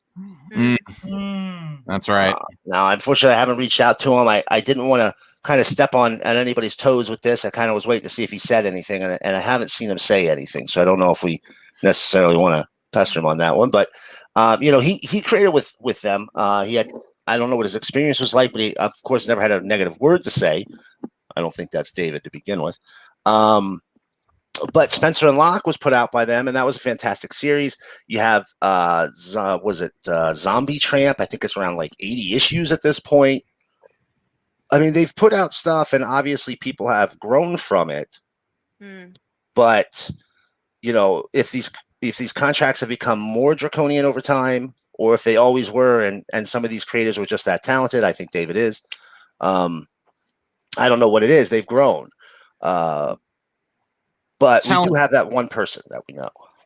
Talent doesn't equal experience in the industry, though. Like, David is very talented, but he's also, I would say, not as widely. He's still growing. He's still growing from like a reach standpoint, from like a getting his books on the shelf standpoint. And those are the kinds of people that they seem to target. Yeah. So yeah, good point. Pretty shitty. The abuse. And Action Labs, again, egregious example, but the abuse is industry wide. But some creators stand with Substack, which is our next news item. So this has been, we've covered this before, but this week, Jeff Lemire, who maybe you've heard of, he joined a growing number of creators to partner with Substack to serialize new originals ahead of their traditional debut via a paid subscription newsletter. Although for Lemire, it's more than that. You might have heard of Black Hammer. He is going to exclusively be publishing Black Hammer through Substack now. Which is an obscenely popular series with a whole bunch of spin-offs. Yeah, so that is a big deal for sure. Yep. So it's yeah. I don't want to lose Black Hammer because I definitely enjoy it, but if I was buying digital comics already, my last move would have been a lot easier. I'll put it that way. I think a lot of consumers are not thrilled. I mean, a lot of people who enjoy having a book in their hand are not necessarily thrilled to see people moving to Substack and then see, like, what was it? James Tynion and Scott Snyder, was it? Moving to the Comixology exclusive. And a lot of people aren't thrilled by that, but I can't fault these people from getting away from these shithead publishers, And here's the thing, like, after having worked for News Corp for 6 years, I've had people telling me forever that print is dying and like tangible media is going to disappear eventually and it's all going to be digitized. Personally, I disagree. I don't think that's ever going to happen because there's always a place for physical media in someone's home. It might be a combination of the two. Like, I have a feeling what's going to happen future-wise in terms of Substack is like people are going to buy these series and have the option to potentially print them themselves at home.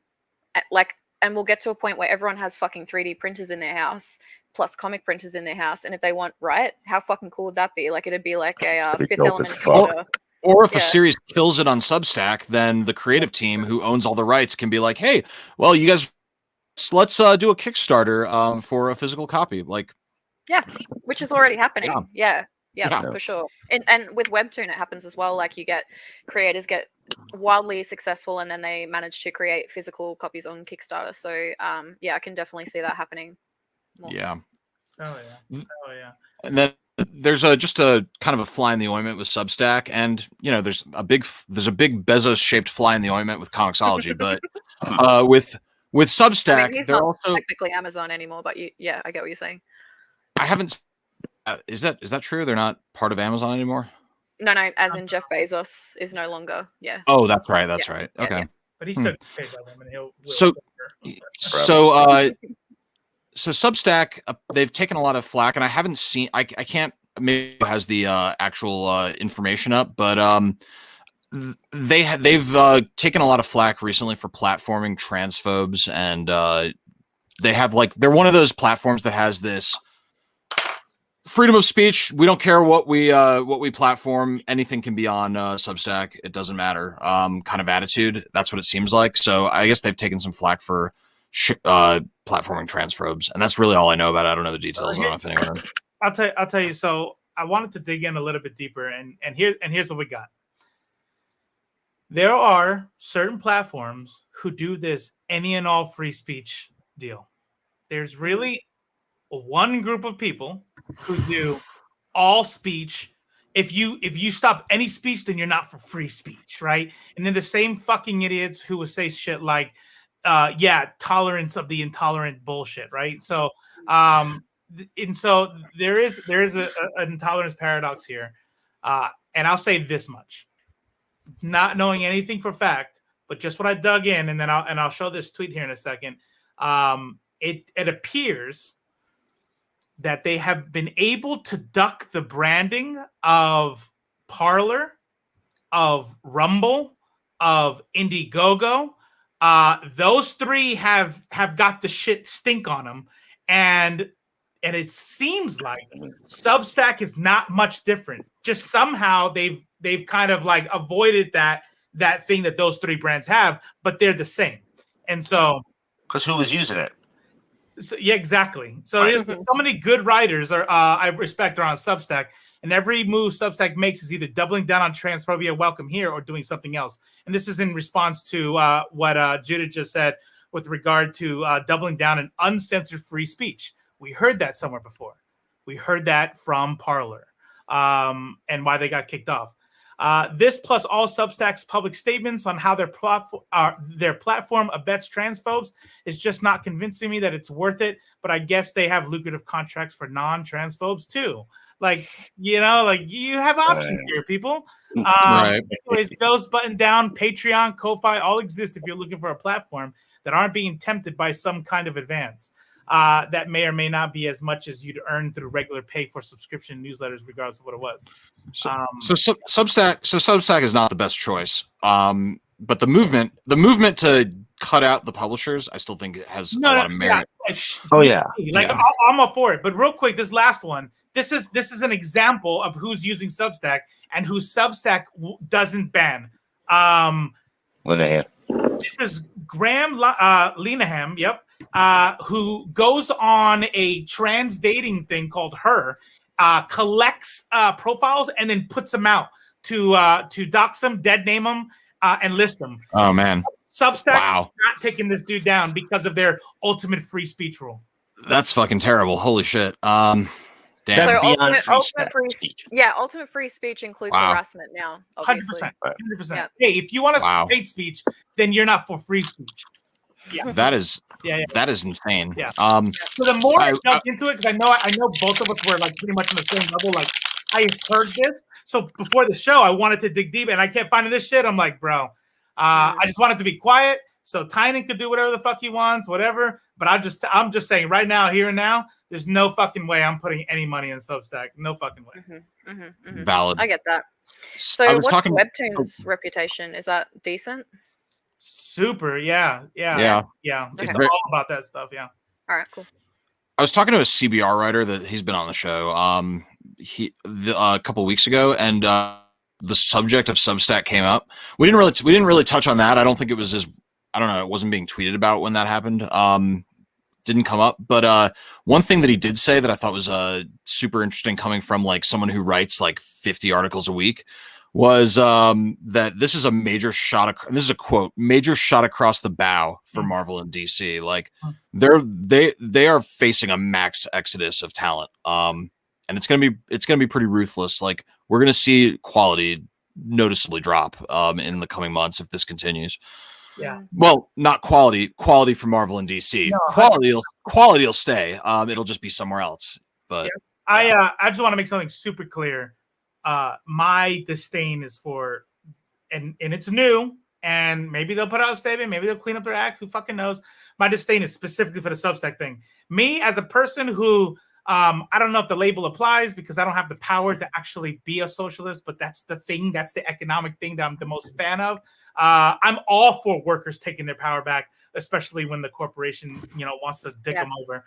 So this is a fucking awesome move. I hope every fucking artist says, fuck you. We're going to go do our thing and make a dick ton of money without you. You know what I mean? So clearly in both parts, dick ton is a lot. If Marvel and DC were smart, they would start paying people like now. 100%. Like yesterday. So I'm gonna read two quotes. I read this article. This is gonna kind of shift gears, and I know we're running a little bit late, but I was very excited about this discussion because I thought it was interesting. So I read this article about comic fan outrage. It's actually a thing that people like. We know it's a thing, but it's a thing that people write about. So two psychology professors at various universities were spoken to for this article, and I'm going to read two quotes. The first one is from Travis Langley, a psychology professor at Henderson State University. He studies and writes about popular culture, and he said, "In our heads, we have our own version of these characters and stories, our mental maps of them. When writers and companies make changes that don't fit our mental map, it can be jarring to us. We either have to alter our map to reject the new information so we can keep our maps the same, or we can, that's where the quote ends. But as Langley explains, each changes to major characters may be the publishers attempting to attract new fans, but the changes require long-term fans to rewrite their mental map of the character, which some of them reject. And when those publishers acknowledge or even bring back the circumstances of the pre-existing mental map, fans tend to react positively." So then Louise Krasnowicz, which I'm sure I butchered her name, University of Pennsylvania anthropologist who studies fan culture, wrote, This ownership or commitment to the universe that the fandom is built around is what humans do. We create these kinds of ties to real or fictional worlds because that is how we make sense of the world. These commitments help us categorize and judge everything around us. It's amazing how much fictional universes can influence the everyday world." So, I don't know. Fan outrage, I guess, is like a part of the human condition. Well, they didn't use the word, but I will say, based off of what they're saying here, in all my not even a bachelor's type of information that I have in my brain, I will say this much: it sounds like standard cognitive dissonance. That they're describing to a T cognitive dissonance, and that's how it works in politics. It works in like that way in tribalism. It works that way in religion, to where if something doesn't jive, I either have to remap and say I was wrong, when I've tied values to these things, or fight it and say what the fuck, and that's not my Captain America, and nope, not canon to me, and yeah, that's super interesting stuff. See, I do the thing where if it's something I don't like, I try not to think about it, but I keep consuming. Like I just try to find the things I do like and ignore the things I don't like. With the totemization of Spider-Man in The Other, and going into like the Spider-Verse, the idea that like there's like a spider of every universe, that's a thing I hate. It's like the midi-chlorians. It's like a thing that I hate that I wish wasn't. I thought it was funny. I want to put it up twice. Yeah, nice. Yeah, nice. This is the flaw. I saw that. True. It's true. Nobody. I can't remember. People did that with the Eternals too. Yeah. Right. Yeah. 100%. When they showed the Eternals, and it was Patch who actually tweeted like, "None of you motherfuckers actually read the Eternals." Yeah. Of course, Sandman. Like that was the funniest thing. Sorry, Miracle Man. Real quick, on the fucking Phantom Menace, one of those fucking alt-right fucking Nazi nerds, whatever. Miracle Man has called it out. We've all called it out on Twitter, like, and it's sort of a joke, right? Kind of, sort of, where we like you don't even read comic books, but I try to minimize that because there's a lot of comics I don't read. Like I'm sitting here amongst you three, and I'm just like I don't, I'm the casual, and that's okay. It's okay to be a casual. But what the difference is that you'll hear them say, they fucking kind of admit it on the deal where they go, Sandman, I don't even read these anymore. Yeah, no, they're bitching. They're literally fucking bitching about the race casting, and the person on the panel goes, I don't even fucking read Neil Gaiman's work. He's bro, you're fucking sitting here talking about it, and you're saying you don't read it.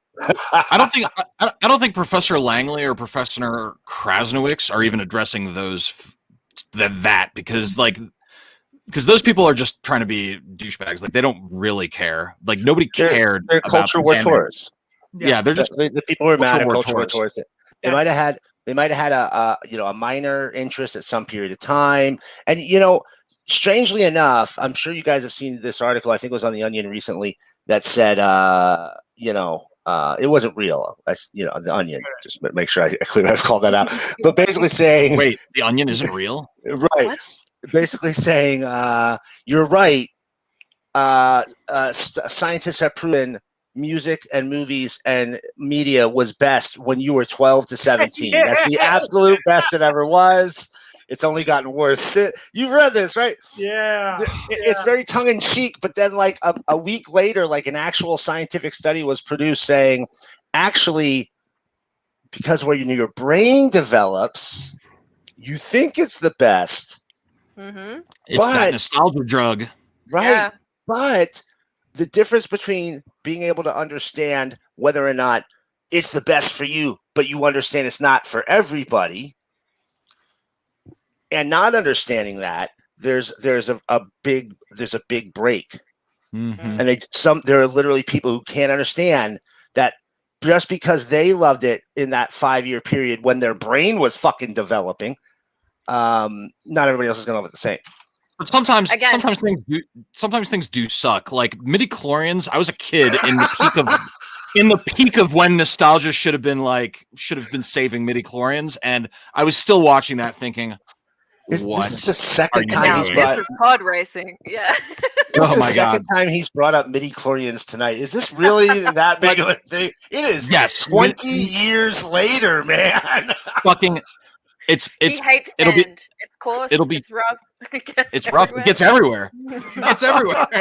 You know what's funny is as me and you are like always lockstep when it comes to like atheists. There's other things where we kind of like maybe like we're close, but we know we'll have these conversations.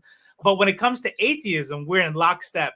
I would think that having midichlorians be something that interacts with a real energy, because we know the force is real, would be something that you liked.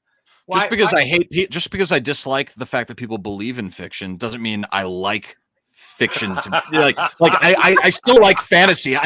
You know what I mean? Like I still like magic. I'm just giving you why I liked it. I was like, Yeah. I like that because if the force was real, I mean, you know what I mean? And then what it does, my brain does this thing like you know, when you know, thinking about other realms, like, oh, if someone proved heaven, it would be something other dimensional, and it would be like this multiverse thing, and it would be cool if someone did something like that. So that's what Star Wars did for me when they had midichlorians. Like, that's so smart. You know, if it was real, that's the way it would be.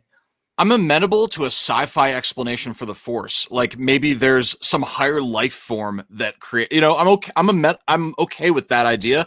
It's the fact. It's really the device they used. It's like, oh, well, then anyone could be a Jedi if it's just some shit in your blood. Like you'd think they'd have the technology at this point to just Transfuse give you a fucking injection. You know what I mean? So that's what I didn't like about it.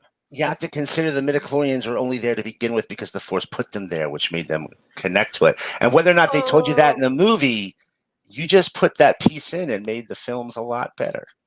See, you have to lie to yourself to like that movie. It's a garbage film. It's a garbage film. There are some things that are opinions. There are some things that are fact. This is a fact. Midichlorians are bad.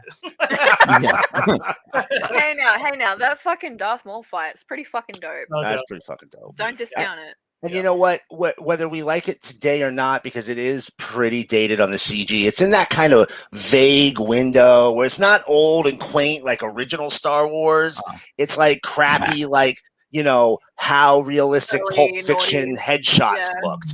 You know, they're not really realistic anymore. They're looking pretty bad.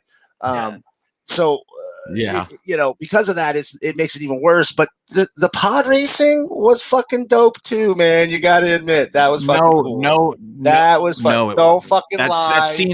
That scene went way too long. Motherfucker, you lying. That shit was dope as fuck. No, We're gonna fight. Oh shit! We should have a debate over the prequels sometime. I'll debate against Phantom Menace all day long. I kind of like Revenge of the Sith. I think it's a good movie, but I will debate against Phantom Menace. We're in agreement. Garbage movie. But there's parts about it that are fucking cool. You got to give it some. There's some parts. I feel like it gets shit on way too much. I felt like Jar Jar was one of the best parts of it. People were centering their anger on Jar Jar, and I was like, "There's so much worse shit going on than Jar Jar." No, that's horrific. You know what? Now we can debate because I can argue against that all fucking day. Ree, what were you saying? You are my brother, Anakin. Yeah. You were supposed to bring balance to the Force, not destroy it. You know what's funny? I read a comment on Reddit the other day about Obi-Wan's secret tactic is that he always needs the low ground to win, because in his three major battles that he has in all the like animated series and the films, he wins from having the low ground. So that's why he tries to get Anakin riled up and do the flippy flip so that he can. I've got the high ground. Take the arms and legs off. Yeah, that's right. I would totally debate in favor of the Phantom Menace being a decent film. I would like to have that conversation. Well, let's put it on the calendar. I could definitely moderate that again, and you guys could be on teams. Yeah, because I don't really have. I'm not super passionate about Star Wars. I don't give a fuck that much. Yeah, I can't defend a lot of the dialogue between Padme and Anakin, but I can defend like the idea of trying to explain like Empire politics. I thought was very inspired. It was just done in the wrong way. Nice. That's fair. All right, so let's go ahead and let's go through these last 3 items. I mean, it's just 15 minutes. Let's wrap it. Yeah. Okay. So real quick. Just a funny moment in the last Cable issue is Cable number 1, part of the last Annihilation. So they say so I love Cable, but Cable is also a product of the dumbest part of the 90s, and this run kind of takes like some plot elements from Joss Whedon's X-Men run, specifically involving Breakworld. Who famously tried to destroy Earth with a giant gun, and then Shadowcat was like ended up being intangible for like 50 years or whatever. But anyway, in this series, Cable commandeers the giant gun and says, "I feel like the world is my oyster, or maybe my pouch. And what do I keep in my pouches? Bullets." And I just thought that was like one of the funniest lines of dialogue in a comic in a while, because it was just like a direct reference to Liefeld era Cable. So that was pretty funny. Nice. That would make sense though. He would need a lot of bullets. Yeah, really, makes sense. It makes a lot. I don't know anyone who keeps bullets loosely sitting in a bunch of little pouches, but usually they stay in magazines that are also visible and don't require the. I don't know. 90s. That's one of my favorite things about the new Deadpool films, by the way, is the like Liefeld jokes. That's my favorite shit. And that, like, you can tell that Ryan Reynolds actually reads the fucking books. It's so funny. Yeah, so he's a national treasure of Canada. So some other fun news, odd hints from celebs, and this is just something I kind of pieced together. So Charlie Cox was very coy about the possibility of him returning as Daredevil in No Way Home. When asked. My god, that forearm fucking! I've never seen the internet so obsessed with a man's fucking forearm. Yes, it was amazing. And on the same day, Mark Ruffalo was also a bit cryptic, saying the same thing regarding a Hulk appearance in Moon Knight. He was like, I don't want to spoil it. So both of these guys, when they were asked about like, are they going to be in these things, were like, I don't want to spoil it.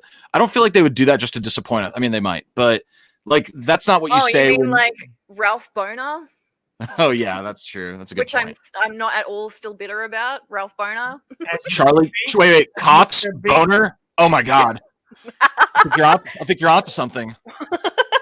Ruffalo-estical. Then the last piece of news. I'm flying through this because we're running long. I apologize. If anyone wants to like slow down, let me know. The last piece of news is there will be a new The Batman trailer, a flash sneak peek, and a various other neat things set for DC fandom. Yeah. The October online convention will tease Dwayne Johnson's Black Adam, which I'm very excited about, James Gunn's Peacemaker, and more. DC fandom is unveiling the range of films, TV shows, comics, and games on the docket for blah, blah, blah, blah, blah, blah, blah, blah, blah, blah, and it'll include the first trailer for The Batman and other major reveals. Warner Brothers Pictures. Yes. What's up? Are you excited for The Batman? Oh, my. Like, literally everything Judah is saying, like, I'm not going to lie, I got a half job. Are you jizzing? Are you sleeping? I am a happy fella. Yeah, the Peacemaker thing is dope as fuck. The erection just like coming to frame. I loved John Cena in that movie. He was incredible. There's more though. He was incredible. The Batman's incredible. I was just gonna say real quick, I hope they give us more. Really thin. Are you calling me a pencil dick, man? That's fucked up, man. Are you getting a chub? Are you getting a chub for the DC League of Super Pets? Because that's also okay. going to be. I'm not as excited for that one. I mean, I'm excited that they're doing Super Pets, but not really the target Not audience. chub worthy. Got it. Not chub worthy, right? The Lost Kingdom and Shazam: Fury of the Gods.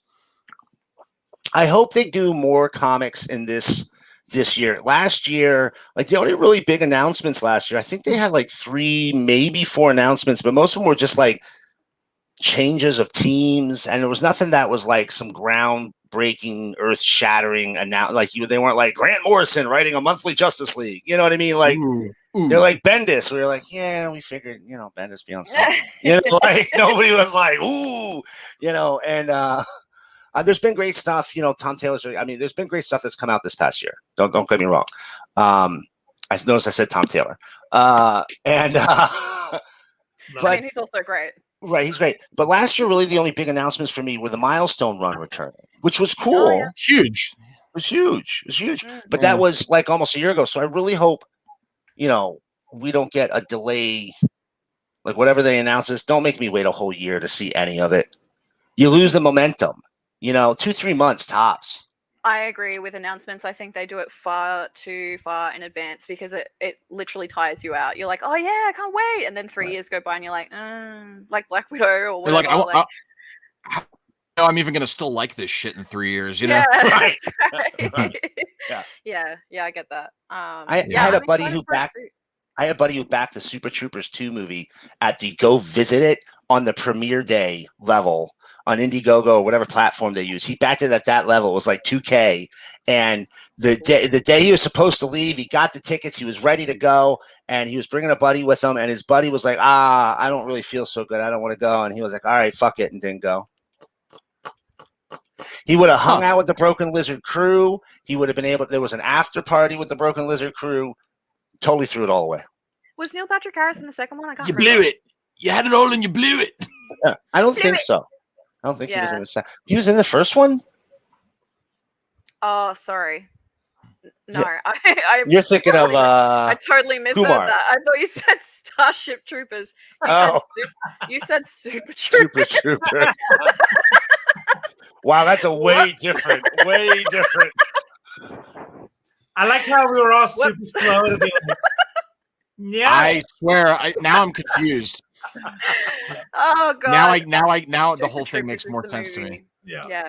Yeah. Okay. and then he found $20 or Oh god. Yeah, then I he found don't- $20. I don't know about what? $20. sorry. That's how you make it. It's a thing, and it's always bad. It's always bad. And I think only our coworkers ever laugh at that. Yeah. Danny is pretty hyped for the Batman movie. Yeah, that's fair. What? Danny hyped for Batman movie? No. Ben says, what kind of snacks would Cable like? Beef jerky and monsters. Yes. Yeah, beef jerky and monsters. Nice. And fun dip. That's what those else? pouches are full of. So if you had as many pouches as a Liefeld Cable, what would you put in all your pouches, everybody? Snacks. That's it. That was the answer. Snacks. And by the way, let me tell you something. That's the real answer. Yeah. The actual fucking answer. There's things we have to bring with us. And then if you have anything else, that's where your fucking Skittles from your MREs go. That's where your shit goes. Dip. Lots of dip. Yep. I just put all my weed in all my different pockets. It's legal in Canada now, so maybe that's what Canadian military people do. Nice. What about Miracle Man would just have probably oversized pockets with a different issue of a different comic in each. Yeah, he pulls it out. He tells you all the information, when it was printed, who published it, and he's like, I don't even like it. I bought it though. You own it and you don't. So Hey, Miracle, do you have the latest issue of X-Men? You're gonna have to tell me the ISBN so I can figure out. Hold on a second. Wow. This is some respect here. I appreciate it. I know you're teasing me, but I know it's also a show of respect. It's nice. Hey, I'll give you $20. I'll give you $20 to be on my trivia team. Oh my god. Okay, so what? Before we, I just want to make an announcement on that too. But I just want to say hi to someone in the Twitch chat. Comics and the Cross. Hey, I freaking love comics. Hope you guys are having a good night. We are. Thank you for being here. We are. We appreciate you. So announcement to give some context as to what the fuck these guys are talking about. We're gonna have a Halloween special on the 31st of October, and it's gonna be a trivia night with like multiple teams, and Judah and Robo will be competing against each other because this bitch is going to moderate. Okay, yeah. And they are both desperate to get Miracle Man on their team. Okay, yeah. Because he is one of the most knowledgeable comic book experts that we have on the show. So what I want the chat to do is tell us, hey, Miracle. how now that's a bribe. I had that one too. I'm gonna FedEx tomorrow. If chat can tell me how we decide this, all I've thought to do is like draw straws or put a random randomizer on the internet, because, or maybe like say paper scissors rock. I don't know. Like what should these guys do to get Miracle Man on their team? Ace says, "Wow, no one's desperate to get me on their team." That's not true. That's not true. So here's how I think it should happen. And please chat, speak up. But I think there should be, it's how we did it in basketball. The people who you knew were the fucking best and you did not want them on the same team were captains of their own teams. And then you kind of like pick. So I get it. I'm Robo Strange. I'm pretty cool. But I definitely don't want to be a captain of my own team, because I feel like if it's me on comic book trivia, people are like, the opposite of the dynamic of team typically. So comics are those things with page. They're like it's like a book, right? Yeah, fucking Judah, fuck you. All right, we've got you. Comics are right. We've got Yu-Gi-Oh! Duel as a suggestion. We've got Mud Wrestling Contest as a suggestion. I could do that. I could do that. I pay for that. Actually. Those two are captains and they pick. Because if I'm picking, what I was going to say is I feel like the dynamics will be switched. You'd have to pool of players, and when it's my turn to pick, you're like, "Don't pick me, don't pick me, don't pick me." but that doesn't work, because I'm on a team versus you on a team. So no, that's automatic. No. I'm saying no, it's not going to be that way. Okay. so we're either going down together or. So I don't like that, because if me and Miracle are team captains, then when it's my turn to pick, everyone's going to be like. No, first of all, I already did that joke like 15 seconds ago. Yeah. You're super smart about this stuff. So you are the captain because you're super smart, and Miracle Man is super smart. And then Ace can be a captain. We got fucking. Who writes the questions? Who's writing the questions? Me. I'm writing the questions. Are you randomizing which of us get questions? Yes. Okay. Do you think I have favorites in this scenario? Yeah. I think you're gonna give the softball to Miracle, and you're gonna give me like the. I don't think I've ever given softballs to Miracle Man. That's are you gonna do it like bar style, where you throw it out? It'll take turns, but you throw them up, and if the person gets it wrong, the other person can steal. Or how you can do this? Family Feud or what? So the way I want to structure it is, there'll be 4 separate teams. It'll probably be a combination of like our friends on our sister channels of Not Near Mint, the Melanated Timeline, Blurred Without Fear. There'll be a whole combination of people. Yeah, it's going to be great. And then each team gets 15 minutes. Sorry? I already know the team captains. Yeah, right. Each team is going to have 15 minutes. I'm going to ask them maybe like 6 to 10 questions, and then they will get a score. And at the very end, so it's going to be about an hour to 2 hour show. At the very end, I'll calculate the score. Whoever wins gets a bunch of free comics. So when you're answering questions, Robo, you got to have your hands exposed while you're answering them, so that you can't do any of that. So I know you got. Hey, you got fast Google fingers. If you ain't cheating, you ain't trying. So you're gonna have the hands up, and he's gonna go. So tell me the question. What year did Wonder Woman appear? So Siri, what year?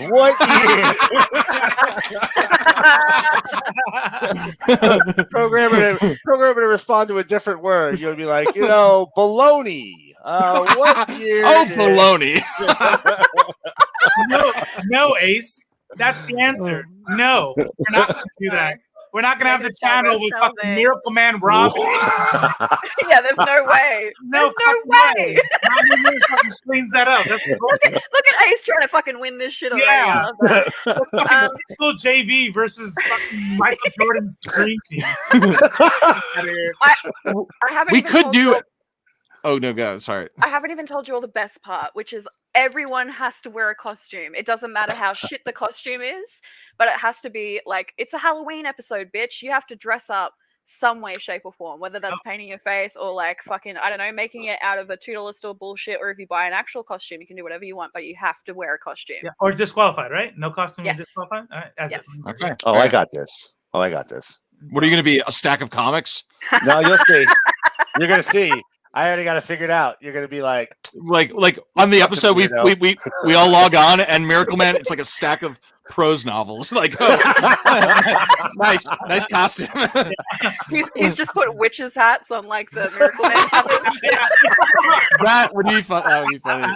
All right, that's good. I like that. Out here, I just got it. By the way, you're doing the house second comics thing. I'm like, oh, he doesn't show his face. Okay, all right, got it. Oh, man. Ace, if you dress as Rob, I will lose my shit. I was hoping That you would would be dress as fucking great. I was hoping you would come as Helen Mirren, but if you want to come That as Rob, That would be really funny. You gotta I have would to. do that. Yeah, that would be so awesome. that's my announcement. Sorry to derail you, Judah. No, that's good. Did not derail me. That was a valid inject. Yeah. It's gonna be fun. Rhiannon. time. Yeah, this is gonna be good. Am I in trouble? Commander, Yeah. let's wrap this up. Do you got anything? You got anything to announce? Yeah, we got Sandman Delirium Hour tomorrow at, let's see if I get this right, 8 p.m. Eastern time, 5 p.m. Pacific. We're going to be talking about a game, specifically a game of you, and that is the 5th volume of the Neil Gaiman Sandman series. Besides that, hey, this is how things are going to be now. It's going to be all three of us and plus or minus Miracle Man. It's going to happen on Friday nights at 10 p.m. Eastern, 8 p.m. Pacific. And that's how things are now. We're going to do a little bit less. We kind of had a 7. God, I was so close. Yeah. 7 Pacific, 10 p.m. Eastern. We're still doing interviews. It's just not going to be as frequent. We do have something worked up with Cullen Bunn again, and that's going to be really fun. Special thanks to Robo for teeing that up. And then we are going to be working on our other kinds of content too. Like you've seen some videos we put out recently, not too recently, but like 4 to 6 minute like little videos. People seem to like those, so we're going to do more of them. We've got some really good ones on the boil too. Like we've got recommendations for all types of readers. That's coming up. The origin of IFLC, which is going to be amazing and fun and hilarious. It's going to be a firecracker. Because what do comic fans need if not more origin stories? Am I right? All the origin stories. Robo was bit by a radioactive IFLC. That's it. Yeah. It hurt, but you know. Hey, Miracle Man, do you have any announcements to make? We have an interview episode this Sunday. Nice. Not near mint. We're going to be talking. We're going to be devoting a good chunk. We have no specific interviews, but we might have some folks to talk about Action Labs with us on Wednesday. Definitely going to watch that. Pride or Die. Oh, sorry. Go ahead.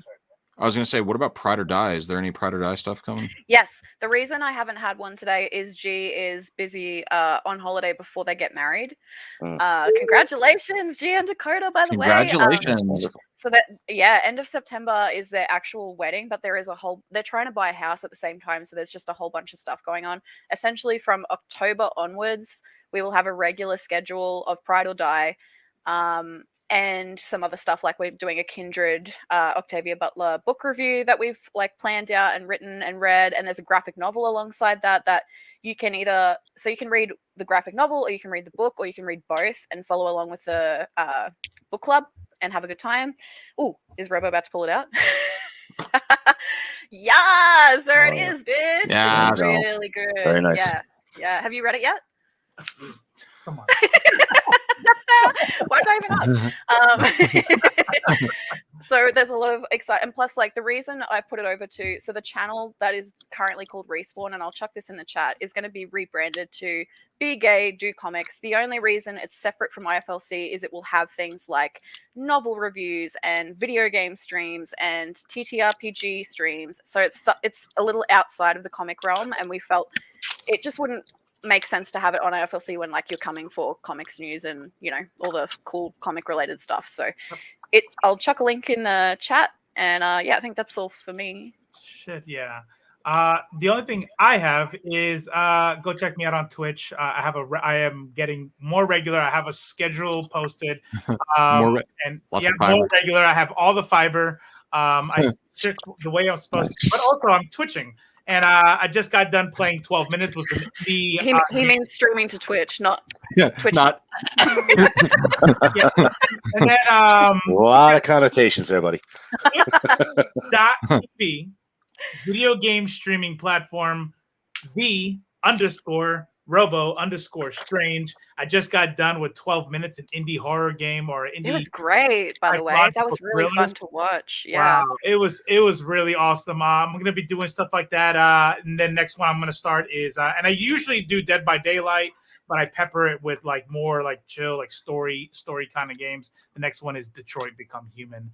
I'll be starting that on Sunday. I like Robo. You don't understand. Robo is great on this show, but when he's playing video games, he's so good at talking through like how he's thinking, like his whole strategy of why he's doing what he's doing. It's fascinating to watch. On top of that, sometimes he gets really drunk and tells you stories about his life, and it's just really fun. You should go sub. It's great. I got super. I'm not probably not good. Yeah, that's not gonna happen. He's embarrassed. Go watch it. There was somebody. So I don't know if you guys know, and then we'll close this up. But not today, but yesterday, I was streaming Dead by Daylight.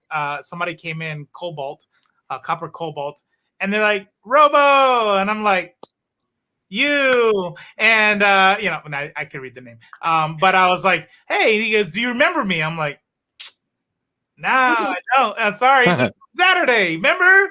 And you were like, and I was like, because I don't remember any of that. So yeah, that one. I got him to sing ABBA today, Dancing Queen. He has a beautiful voice. Just head on. Oh, nice. It's solid entertainment. Yeah, sober. Yeah. Sober ABBA. Is that allowed? Nice. I don't know. Yep. All right, ladies, gentlemen, MBs, thank you. Yep. Like, subscribe, share to your friends. Come back next Friday, every Friday, 10 p.m., plus all the other things that we just said. Thank you, Miracle Man, for joining us. We hope you come back again. We know you will. And I'm gonna go ahead and I'm gonna click this. Bye. I love you guys. Go get vaccinated. Keep wearing your masks. Good night, everybody.